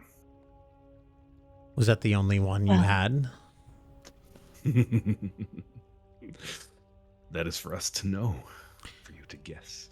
How do you make these? How do you control the dream energy? Is this something that anyone can harness? Does this sound like you want to join us? not much of a joiner, but I am interested. They start to laugh as you are just showing a display of intrigue. And as they are laughing, their faces slowly change. For they no longer look like the gentleman that you have seen before. Rather, their faces turn completely maniacal as they know what is about to happen, and they are ready for it. We won't share that with you. The only thing we'll share with you is some well-played spells. You won't leave this room alive. One of us won't. And let's have it. Yep. And they will raise their hands as you will do too. One more time, guys. Let's roll for initiative. Oh, come on! 19. Do you get a natural 1? 2. Oh, buddy. Okay. 11 for me. 11 for Eletria. Yes. Vienna, what did you have to say? 19. 19. Well, let's see what the hags do today. I love the name of the song, by the way. It's great, right? Final Showdown, let's go!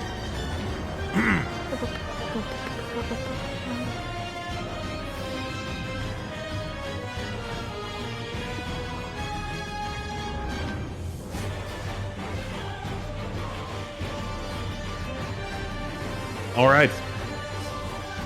Vienna. You can go. You sort of see, like, the fey magic swirling around her legs as she misty steps behind this hag. Using that as her bonus action. And then as her main action, she's going to bring her great axe down on its head as much as she can. So the first attack is going to be an 18. That hits. Great. That is going to be... Sorry, the D12s look like D20s, and that confuses me. I think the wig is possessing me. I think I'm getting dumber. And then that's going to be 11 points of damage, slashing. Yep. And then the second attack is going to be for a natural 20. That hits. Yes! Let's go, crunchy grits. Right. Okay, great. So that's a 12 plus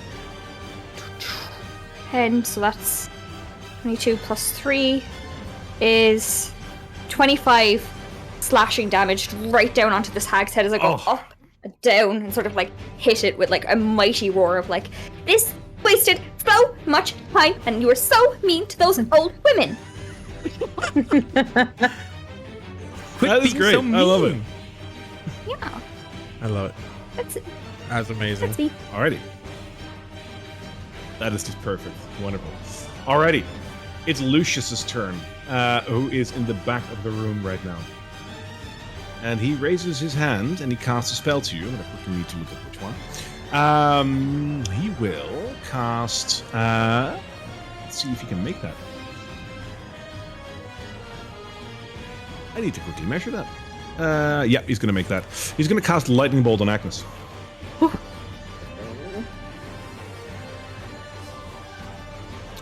Bring it on. Actually, like, don't bring it on. Thank you very much. Please don't. So do I have to make any... What do I have to do? I'm quickly looking. I need you Dexterity. to make me a dexterity saving throw. Yes. Oh! Natural 20, baby!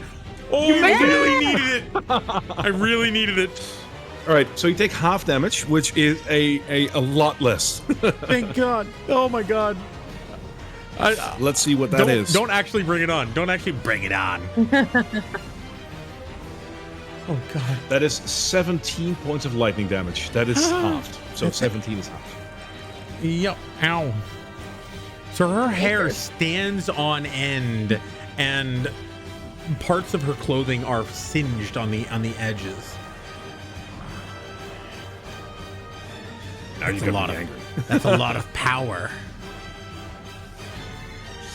All right, Eletria, your turn. Right. Okay. She's going through a checklist. Oh, male hags. That's progressive and great. And then she's going to reach back and hurl a chromatic orb at the hag Ethan that's right in front of Vienna. Yes.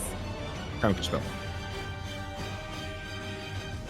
I counterspell your counterspell. I'm just kidding. Don't have counterspell. Okay, that's fine. Fine.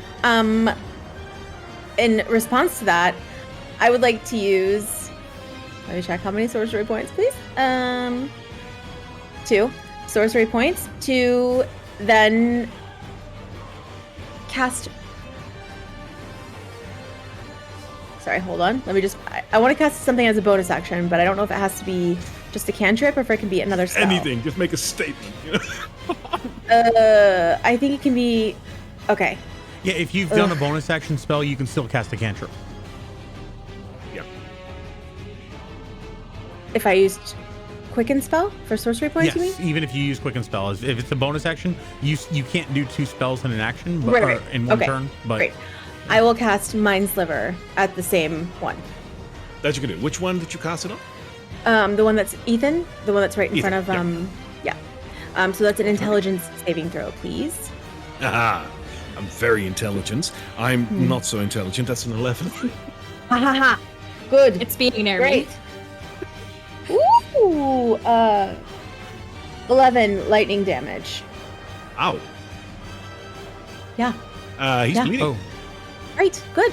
All right. And for my movement, I will run over here next to this mule. Cool. I think I also have to make a Constitution saving throw on Hex from earlier. So I'm gonna go ahead and roll that, Okay. and that is a 6. So Hex falls. All right. It's Ethan's turn.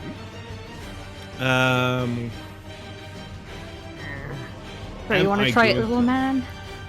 Yes, I am. And he touches you and casts Polymorph. Oh no. What's the save? I need to check because I didn't have that I one don't know what prepared. it is. Yeah, If it was so Dex, that'd be good, but no. Oh, it's probably like charisma or something. Wisdom. Charisma's Wisdom saving fine, but wisdom's not. Okay. Hope for a high number. 19. Flat 19. you save it. Ooh, that is Yep. clutch. Nice. Holy. 0 to that. I might- oh my I'm- god. I might add to that, you save it barely. Like, yeah. These are Amazing. full skill hags. Okay. Fuck me. Cool. Okay. Joseph's turn.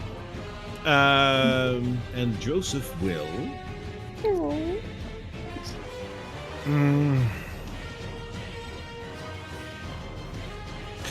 He's going to point at Vienna and cast Eye Bites. Oy. What's that? Yeah, it's no bueno if it hits. Yeah. So, do you want a description, by the way? Because this is a rather unique spell that doesn't come along all that much. Hags do use These it. do, every once in a yes. while. Yeah. Sure. So, for the spell's duration, your eyes become an inky void imbued with dread power. This is for him, by the way. Yeah. One creature of your choice within 60 feet of you must succeed on a wisdom saving throw or be affected by one of the following effects of your choice for the duration. On each of your turns or until the spell ends, for each of your turns until the spell ends, you can use your action to target another creature, but can't target a creature again if it has succeeded on its saving throw. And you can make him either sickened, asleep, or panicked. Okay. This is it's a Crucio curse. Like, it's really annoying. That's brutal. Okay. So that, So, wisdom? yes. It's another 19. You make it! Awesome! We have a smart barbarian here. I bought these last week. I think I she- bought this last week. It's more along the lines of she's so intent on this one in front of her. You're such a meanie. You're such a meanie. She's like, she's ignoring it. Her blade's just flying back as she's chopping in, and that deflects all the spells. Like, I love it. The lack of intelligence is actually an impenetrable fortress. It's a nightmare to get in here. all right, Agnes. Show him how it's done. So Agnes is still like somewhat smoking, and she pulls together her shawl, adjusts it, and she glares at the one who fired the lightning bolt, and the other one who's also in the same path. And I'm gonna twin phantasmal force on the two. Oh, cool. Which is going to create a 10-foot area around them. That essentially, they're going to have to make an intelligence saving throw of 14. One fails with a 4. The other one saves with a 19. Okay. Which one saves? Which one saves? The one in the back. Okay, the one in the back saves. All right, so the one next to her, Agnes says, "You're not the only one who can conjure nightmares." And one of the very same creatures, as far as it can see, essentially just rises next to it and begins to just lay into it. And okay, the way you that get a this pet works, shadow. well, so the way that this works, you create an illusion that takes root in the mind of the creature that you can see within the range. The target must make an intelligence saving throw. On a failed saving throw, it creates a phantasmal object, creature, or otherwise visible phenomenon, no larger than 10-foot cube, that is perceivable only to that target for the duration. This spell has no effect on undead or constructs. So basically, this thing is entirely real to it. The only thing that it does in terms of damage is, as long as it's within 5 feet, it takes 1d6 psychic damage on my turn. Now, Okay. essentially, this he thinks it's totally real, and I don't know how he's going to react to that, but he can use his turn to make an investigation check, beating my 14, to dispel it, essentially. Okay. So I'm going to roll my 1d6. 6. Okay, so 6 psychic damage. I don't know if that has any effect on him. It does. Okay. Noted. Anything else? And then I'm going to use my bonus action to command Burden to help out. And essentially, he's going to rush up. He has a 60-foot flying speed, and he's going to go to the other one, and he's going to do a sleeping touch, which is essentially a pseudo-dragon sting. And that's not a great attack. It is +4 to hit. So let's go ahead and see. That is a 16 to hit. That doesn't hit. Okay. So the bear comes up and like rests on its head for a moment, and it doesn't do anything, but it's trying to put it to sleep. So it'll back away, just to be off to the side. And Alrighty. yeah, that's it.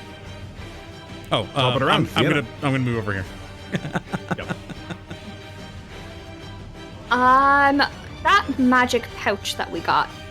Yes. Is that an action or bonus action to put on my weapon? That is a good question. Let me quickly check the Libris Nocturnum. Check out the Kickstarter today.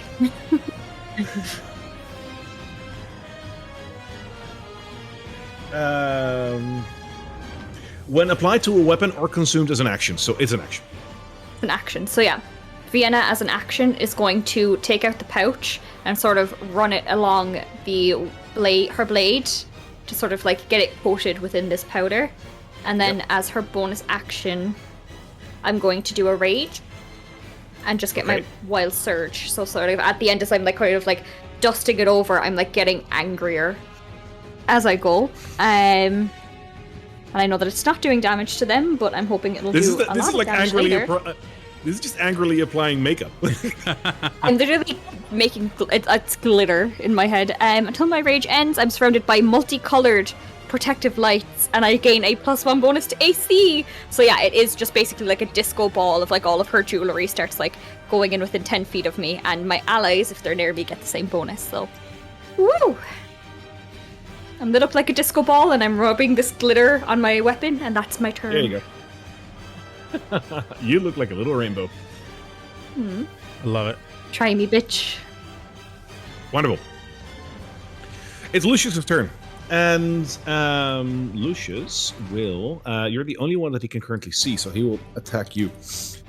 But with what is the question?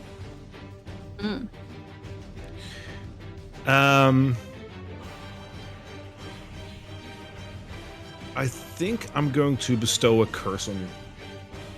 Great. Or am I? No, he's What's going to that? do another lightning. He's going to do another lightning bolt. What's that? He's gonna hit his friend. The what now? Never mind. In the line, but he could, whatever. So. He's not on the line if he's going to do a lightning bolt. Yeah, you're right. Damn, that'll be so funny. That is a dexterity saving throw. Yes. Okay, I have advantage on these. Okay. So, because it's a magical effect that I see, which is great. So that first one is a 14, and the second one is a 6. Yeah, so it's a 14. Nope. Yeah. Actually, reroll I'm it. actually- Silvery barbs. Woo! Alrighty. One more try then. One more try then. That is a 17. Technically, though, I do have to see it, so I'm hidden. I don't know if I would actually be able to see And it. also, I think it's attack rolls. It's attack rolls, saving throws, and Oh, never mind. Cool. Badass. yeah. So, But I do have to be able to. with the 17, Oh. it's meets it, beats it. Okay. Yes, nice. And I'm going to roll it in your favor, indeed. So Okay. I'm only going to have to roll damage this time. So it's only half. Okay. That is a... Oh, hang on. It's 16 points of lightning damage. I'll take it. I'll fucking take it, babes. Oh my god. Okay. It's better than what it was. Did that help? It helped what I a did? lot. It did. Okay, yeah. great. Now. Eletria, your turn. Oh, How is she looking, Vienna? She's okay. Like, it's above half. Okay. Yeah, I'll peek out. And again at Ethan, I am going to reach back and toss another chromatic orb. All right.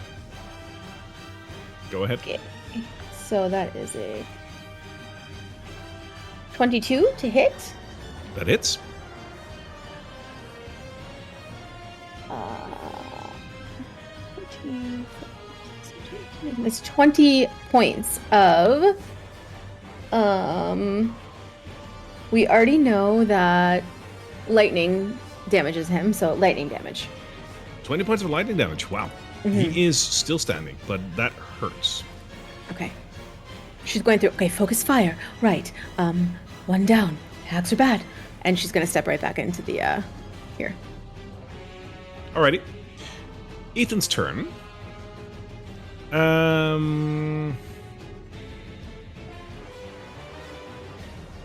He's gonna do something that I quickly need to look up because I don't exactly know what the roll for that is. So give me 1 second. Fun. You don't want to have your DM say that, right? Like it's Yeah. no. Sounds bad. Particularly wild. All right. He says, "I am not done with you yet," and he points towards Agnes that he can barely see her over there. And I need you to make me a wisdom saving throw. So he still Cast has this Phantasmal Killer on you. really creepy thing in front of him. Does that have any? Yeah, he has to Oh, make okay. an investigation, doesn't he? Oh no. Okay. If he would be frightened, Yeah. but he's He's not unfortunately necessarily immune to that. frightened. It's just like they're going woo. Okay. So you said, what do I have to do? A wisdom saving throw, as he's casting Phantasmal Killer on you. Phantasmal Killer. Ooh, that's fun. Yes. Oh, okay. I got a 16.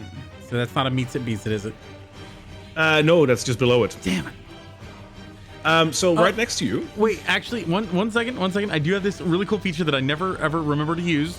If you fail a saving throw or miss with an attack roll, you can roll 2d4 and add it to the total, possibly changing the outcome. I'm gonna roll 2d4, and yeah, What feat is that? that's favored by the gods. It is. That's a Pact of the Source. Celestial thing. Yep. Yeah, yep. Sorcerer. That's gonna be plus You don't- 6. That's Yeah. 22. It'll fail. Okay. Let me see. So Burden looks back at me like, really? And that's what gives me my favor by the gods. Yep. You are cool. Burden is And actually a that little moves divine us entity, to- by the way. That moves us to Joseph. And Joseph will cast... Hang on, buried in paperwork here.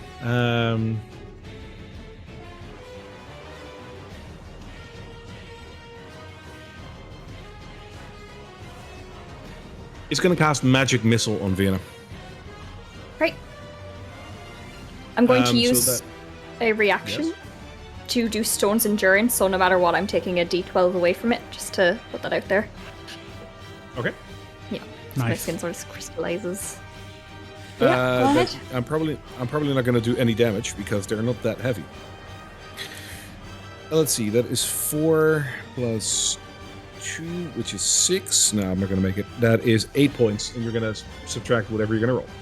I'm going to subtract 10 so that I don't take any damage. So basically, as No it damage. sort of hits me, her like skin almost like crystallizes with like glitter and like diamonds and rich people It things. glitterizes. Love Glitterizes, it. yeah. You also have advantage on the next attack roll, saving throw, or ability check you make for my silvery Ooh. barbs. Thank you so much. All right, Mhm. Agnes.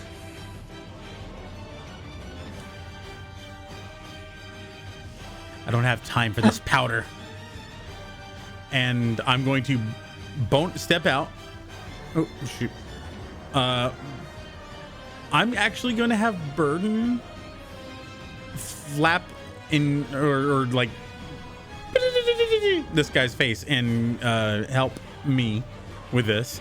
And I'm going to cast, first of all, bonus action, I'm going to Healing Light, 2d6 to Vienna. May not be much, but it's what I got. It's perfect. Okay. It's perfect. That is going to be a total of 10 HP. Woo! Way better than the first rolls. And she says, "You're not done with me. Let's see how you take this." And I'm going to, I think my last twin, I got one more. Twin Guiding Bolt on the two, Ethan Nightwatcher and Joseph Sleepeater, with advantage Alrighty. on Joseph Sleepeater. So she raises her hand, and just these like purplish, almost black light tendrils flash out and radiant damage. So let's see what we got. I'll roll advantage on Joseph. That's going to be a total of dirty 20. That hits. And then a regular on, I got a 15 plus 4, 19. On Ethan, hits. Yes. Okay. So that's two separate guiding bolts. I will roll them separately. That's going to be 4 plus 8, 12 on Ethan. He's still standing. And actually, the Phantasmal Killer is still there. So I'm going to roll Yes. another d6. So that's 5 psychic damage on him. Should be 6. He's still standing. Ah, damn. Okay. And then the other one that hit Joseph.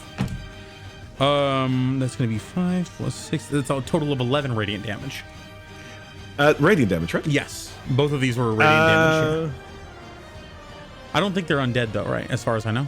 No, they're fiends. But does radiant damage do? No, it's just on undead. No. All right, 11. Cool. Yep. So That's still a lot of damage. And that's advantage for the next person who hits either one. Cool. And that brings us to Vienna. Yeah. I'll take my axe up and I'm gonna swing down on Ethan's head for a 4. So I'm gonna reroll that with my advantage from Marissa, and that is going to be a 16. That doesn't hit. Okay, cool, great. Second attack. So you actually that's had a- advantage on the first attack anyway from the guiding bolt. So is there Yeah. any way to use the advantage from Marissa on the second attack? No. No. Okay. Okay, so It has to be the first attack. It's dirty Okay. 20 anyway. Oh, there you go. That hits. That hits. Okay, great. So that is going to be. That's going to be 9 slashing damage. Yes. And then I don't know what the pouch does. So for that, I will help you. So he needs to make a Constitution saving throw of 14, which he fails because he makes an 8. Which means he takes an additional 3d6 radiant damage from the attack. Feel free to roll it. It's your attack. Ooh, exciting.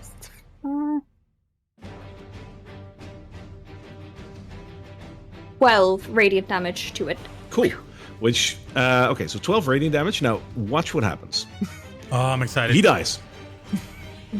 And as you bring down this axe on him, he just explodes into a cloud of this glittery dust, just like the warlocks in the forest told you. And as he explodes, this glitter is in a 30-foot radius around him, and it affects fiends and undead. So, as he explodes, this hits Joseph, and Joseph needs to make a Constitution saving throw.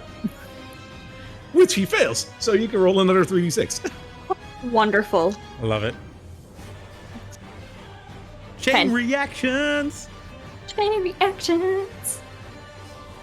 10 radiant to Joseph as the glitter Wonderful. sort of envelops him. Ethan is no more, and you see both Joseph and Lucius looking like, you see a bit You're of fear in their next. eyes. I'm going to point at Joseph. Anything else, Vienna? Beautiful. I'm just going to point at Joseph and say, "You're next." You That's said it. was. Wonderful. You said it was 30 feet. Was our good friend Did he Lucius say? within that range? I don't think he is. I can Okay. measure if you No want worries. to. But, No worries. let me see. Just- He's very much is, so he's also going to take it. You are right, but he does make it with a 50. Ah, damn. But good But call. still, sorry. I very much like chain reactions, especially if they're chain explosions. Sorry. Exactly. Okay. I'll use let's actually my see. movement just to go up closer to him. Sure. Getting all his business.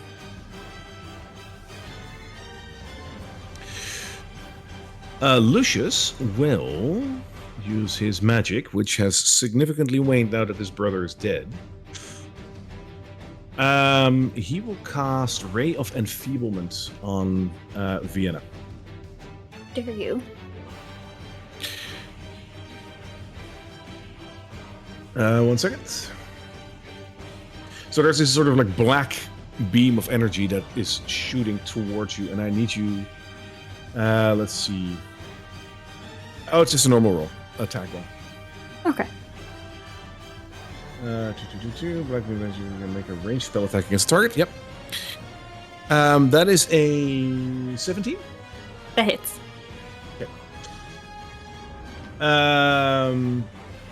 For the next minute, and this is a concentration, but for the next minute, you will only deal half damage with weapon attacks that use strength. Okay. All right. Okay.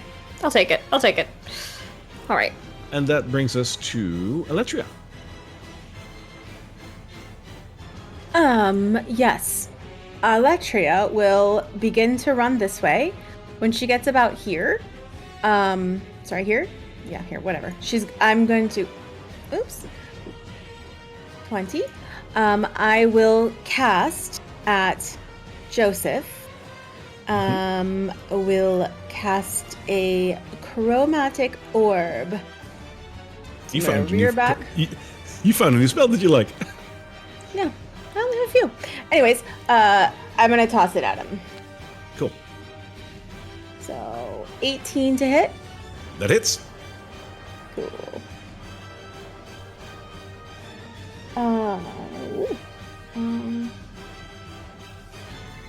17 points of lightning damage.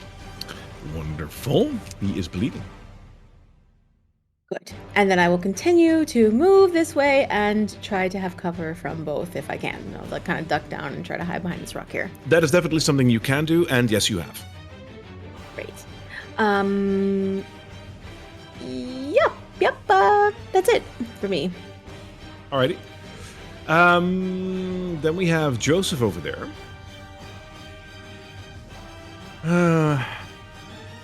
He can't really do much anymore. He's just gonna claw at you. Yeah. Give it your best shot, buddy. That is a 21 to hit. That sure does hit. All right. No matter what he that is does. That is 15 points of slashing damage. Which means it's halved because I'm raging. Yes. So that is going to be what, 8? Yeah. It's no, because that would be in favor. No, it's 7. 7. Okay. It's always Yeah, this is sort of- always stacks for you. Yay! You have a positive. Yep. All right, Agnes.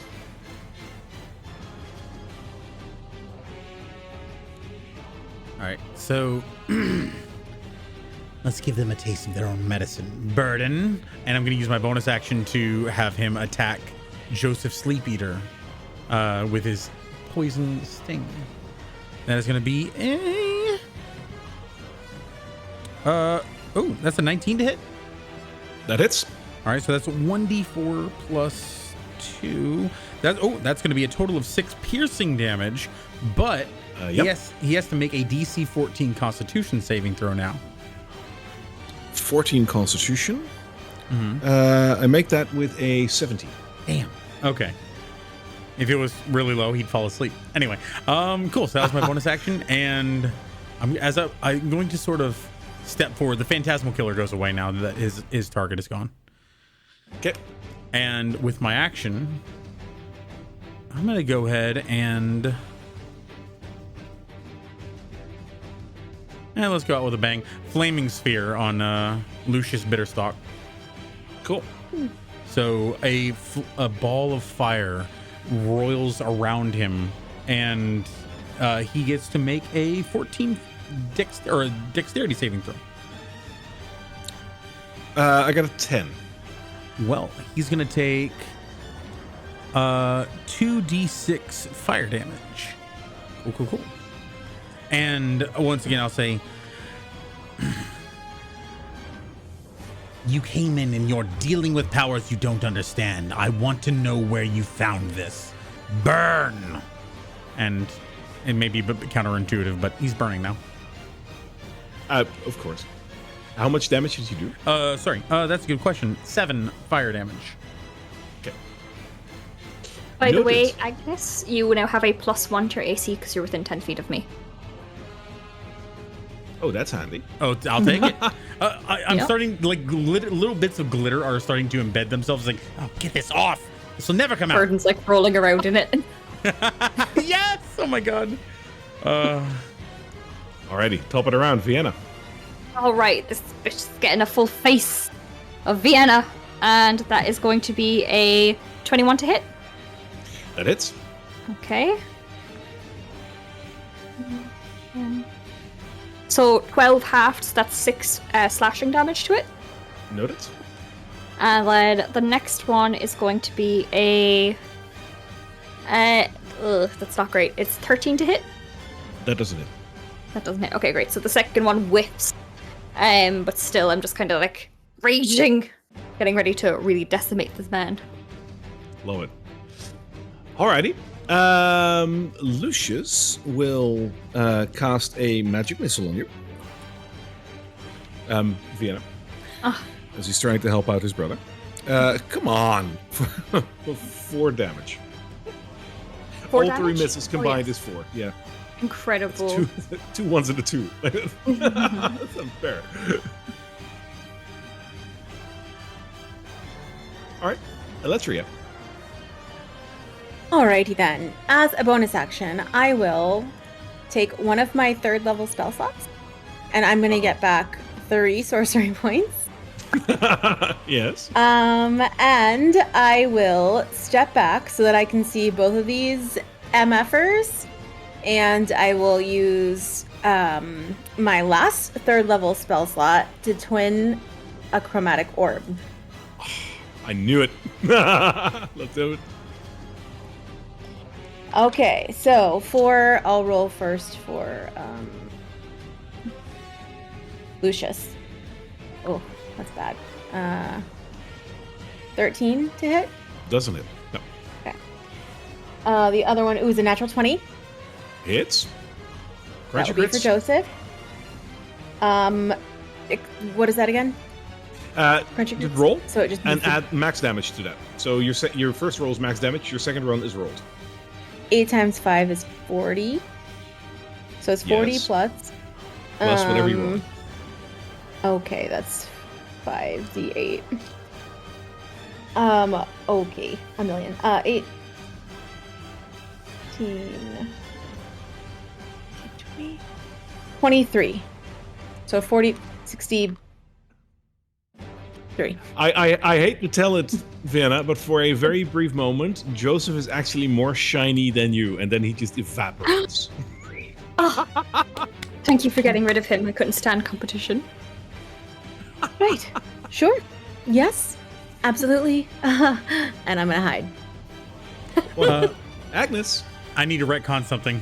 I did the exact same mistake that I called out before with the wall of blade wall. He doesn't take the damage until at the end of his turn.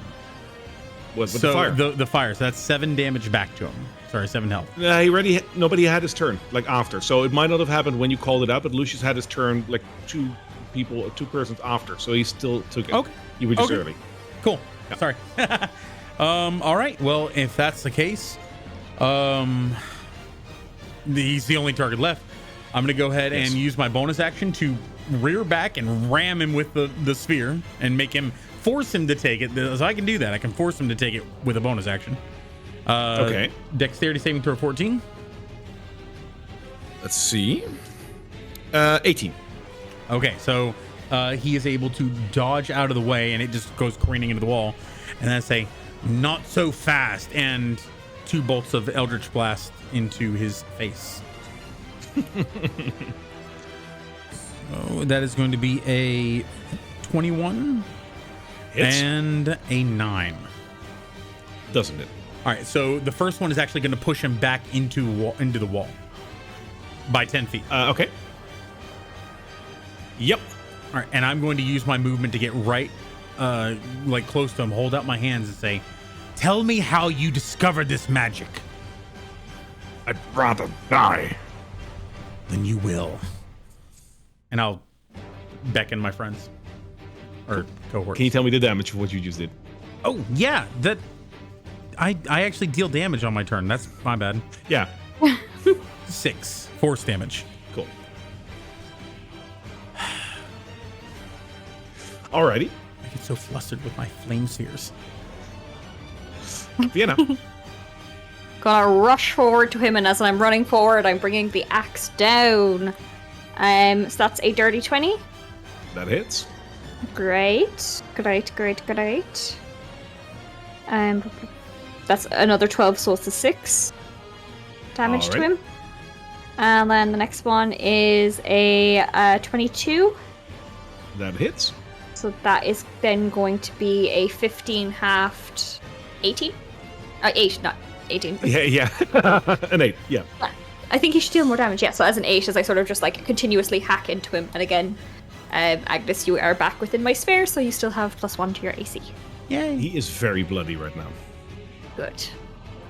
He tries to claw you as a final attempt to get back at you, which is going to be an attempt at most, I think, because he's got a 15. That hits me. That actually hits. Oh yeah, of course you're. I always think for some reason barbarians have crazy armor, but they don't. I'm wearing a bralette and a thong, and hit. It's very And she's basically not even dodging at this point. She's just taking it. Yeah. That is 13 points of slashing damage.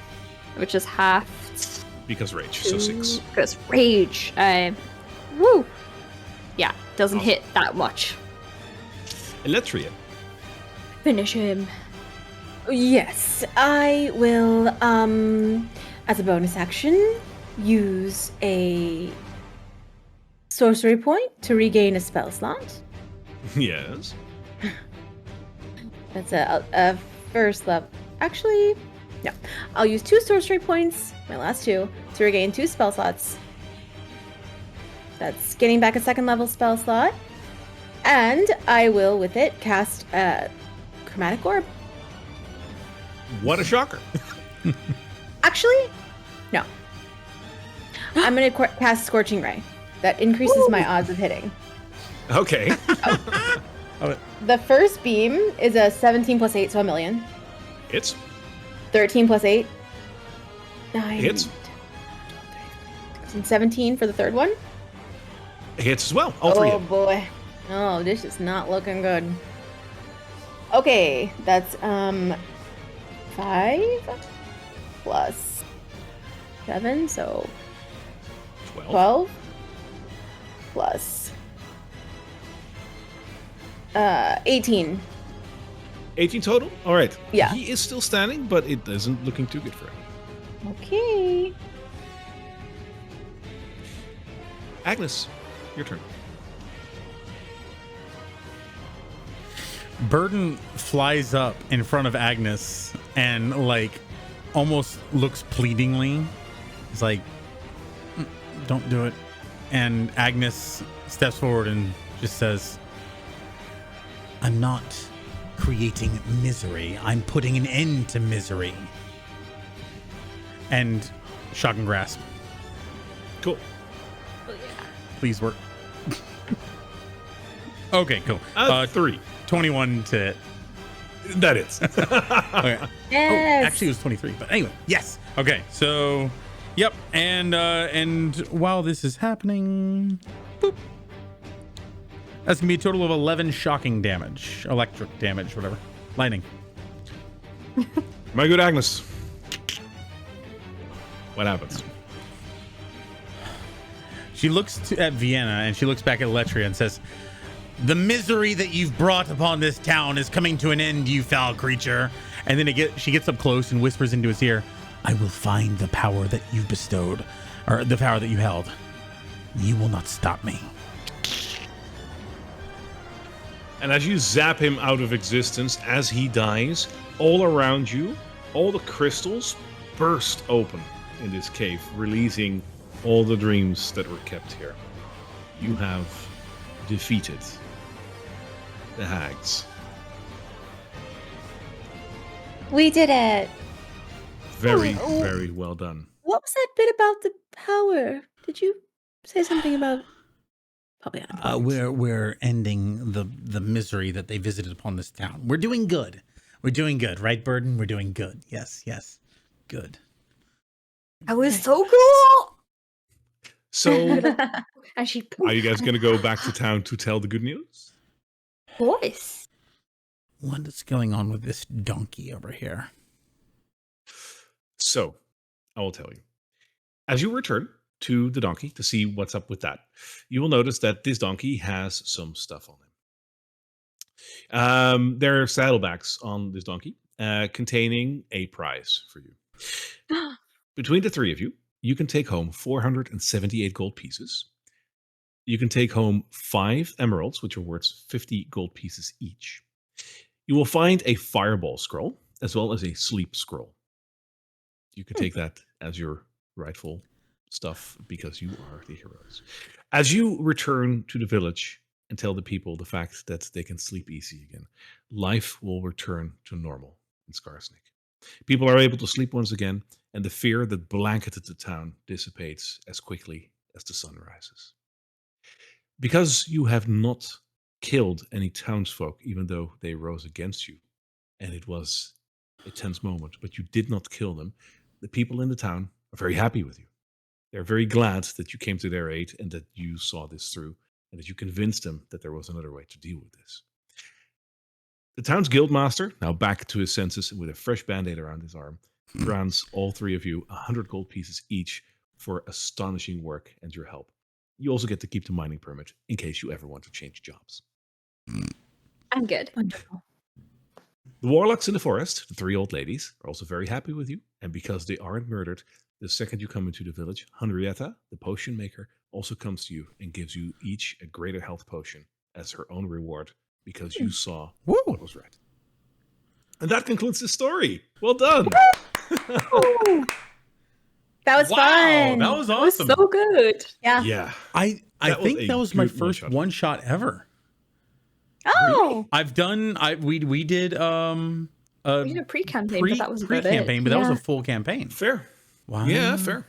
Okay. It was a good So there one we go. shot. Oh boy, It set the was. bar Yeah. high. This is gonna be rough for the next ones. I mean, Especially with- I did get a good one shot to work with. Like, I have to say, and this is a big shout out to Lunchbreak Heroes. Like, you made an amazing story here. This story was good. It had a lot of role playing in there. A good Yeah. showdown at the end. Like, the blend was good. The leveling was good. And gosh, the maps. I mean, like, I can Incredible. show the rest of the map right now. Like, this is pretty. Look at this. Mm-hmm. Oh well, And let me This reshow mine? it. Himself. Oh, it's just so pretty. Yeah. As are all the other maps that we played on.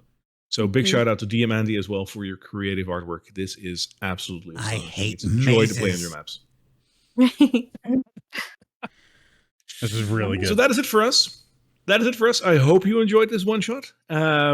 Please look at the links below if you are interested in this one shot and one shots like this, because the Libris Nocturnum will contain a whole bunch of these kinds of stories put together that you can put into your own campaign or play as one shots. They're absolutely amazing. I hope you enjoyed this one. The others, I've read a preface of a couple of them, and gosh, they're interesting. They really are. So check the link below for where you can find it. Yep. Other than that, do we? Just Go the yep.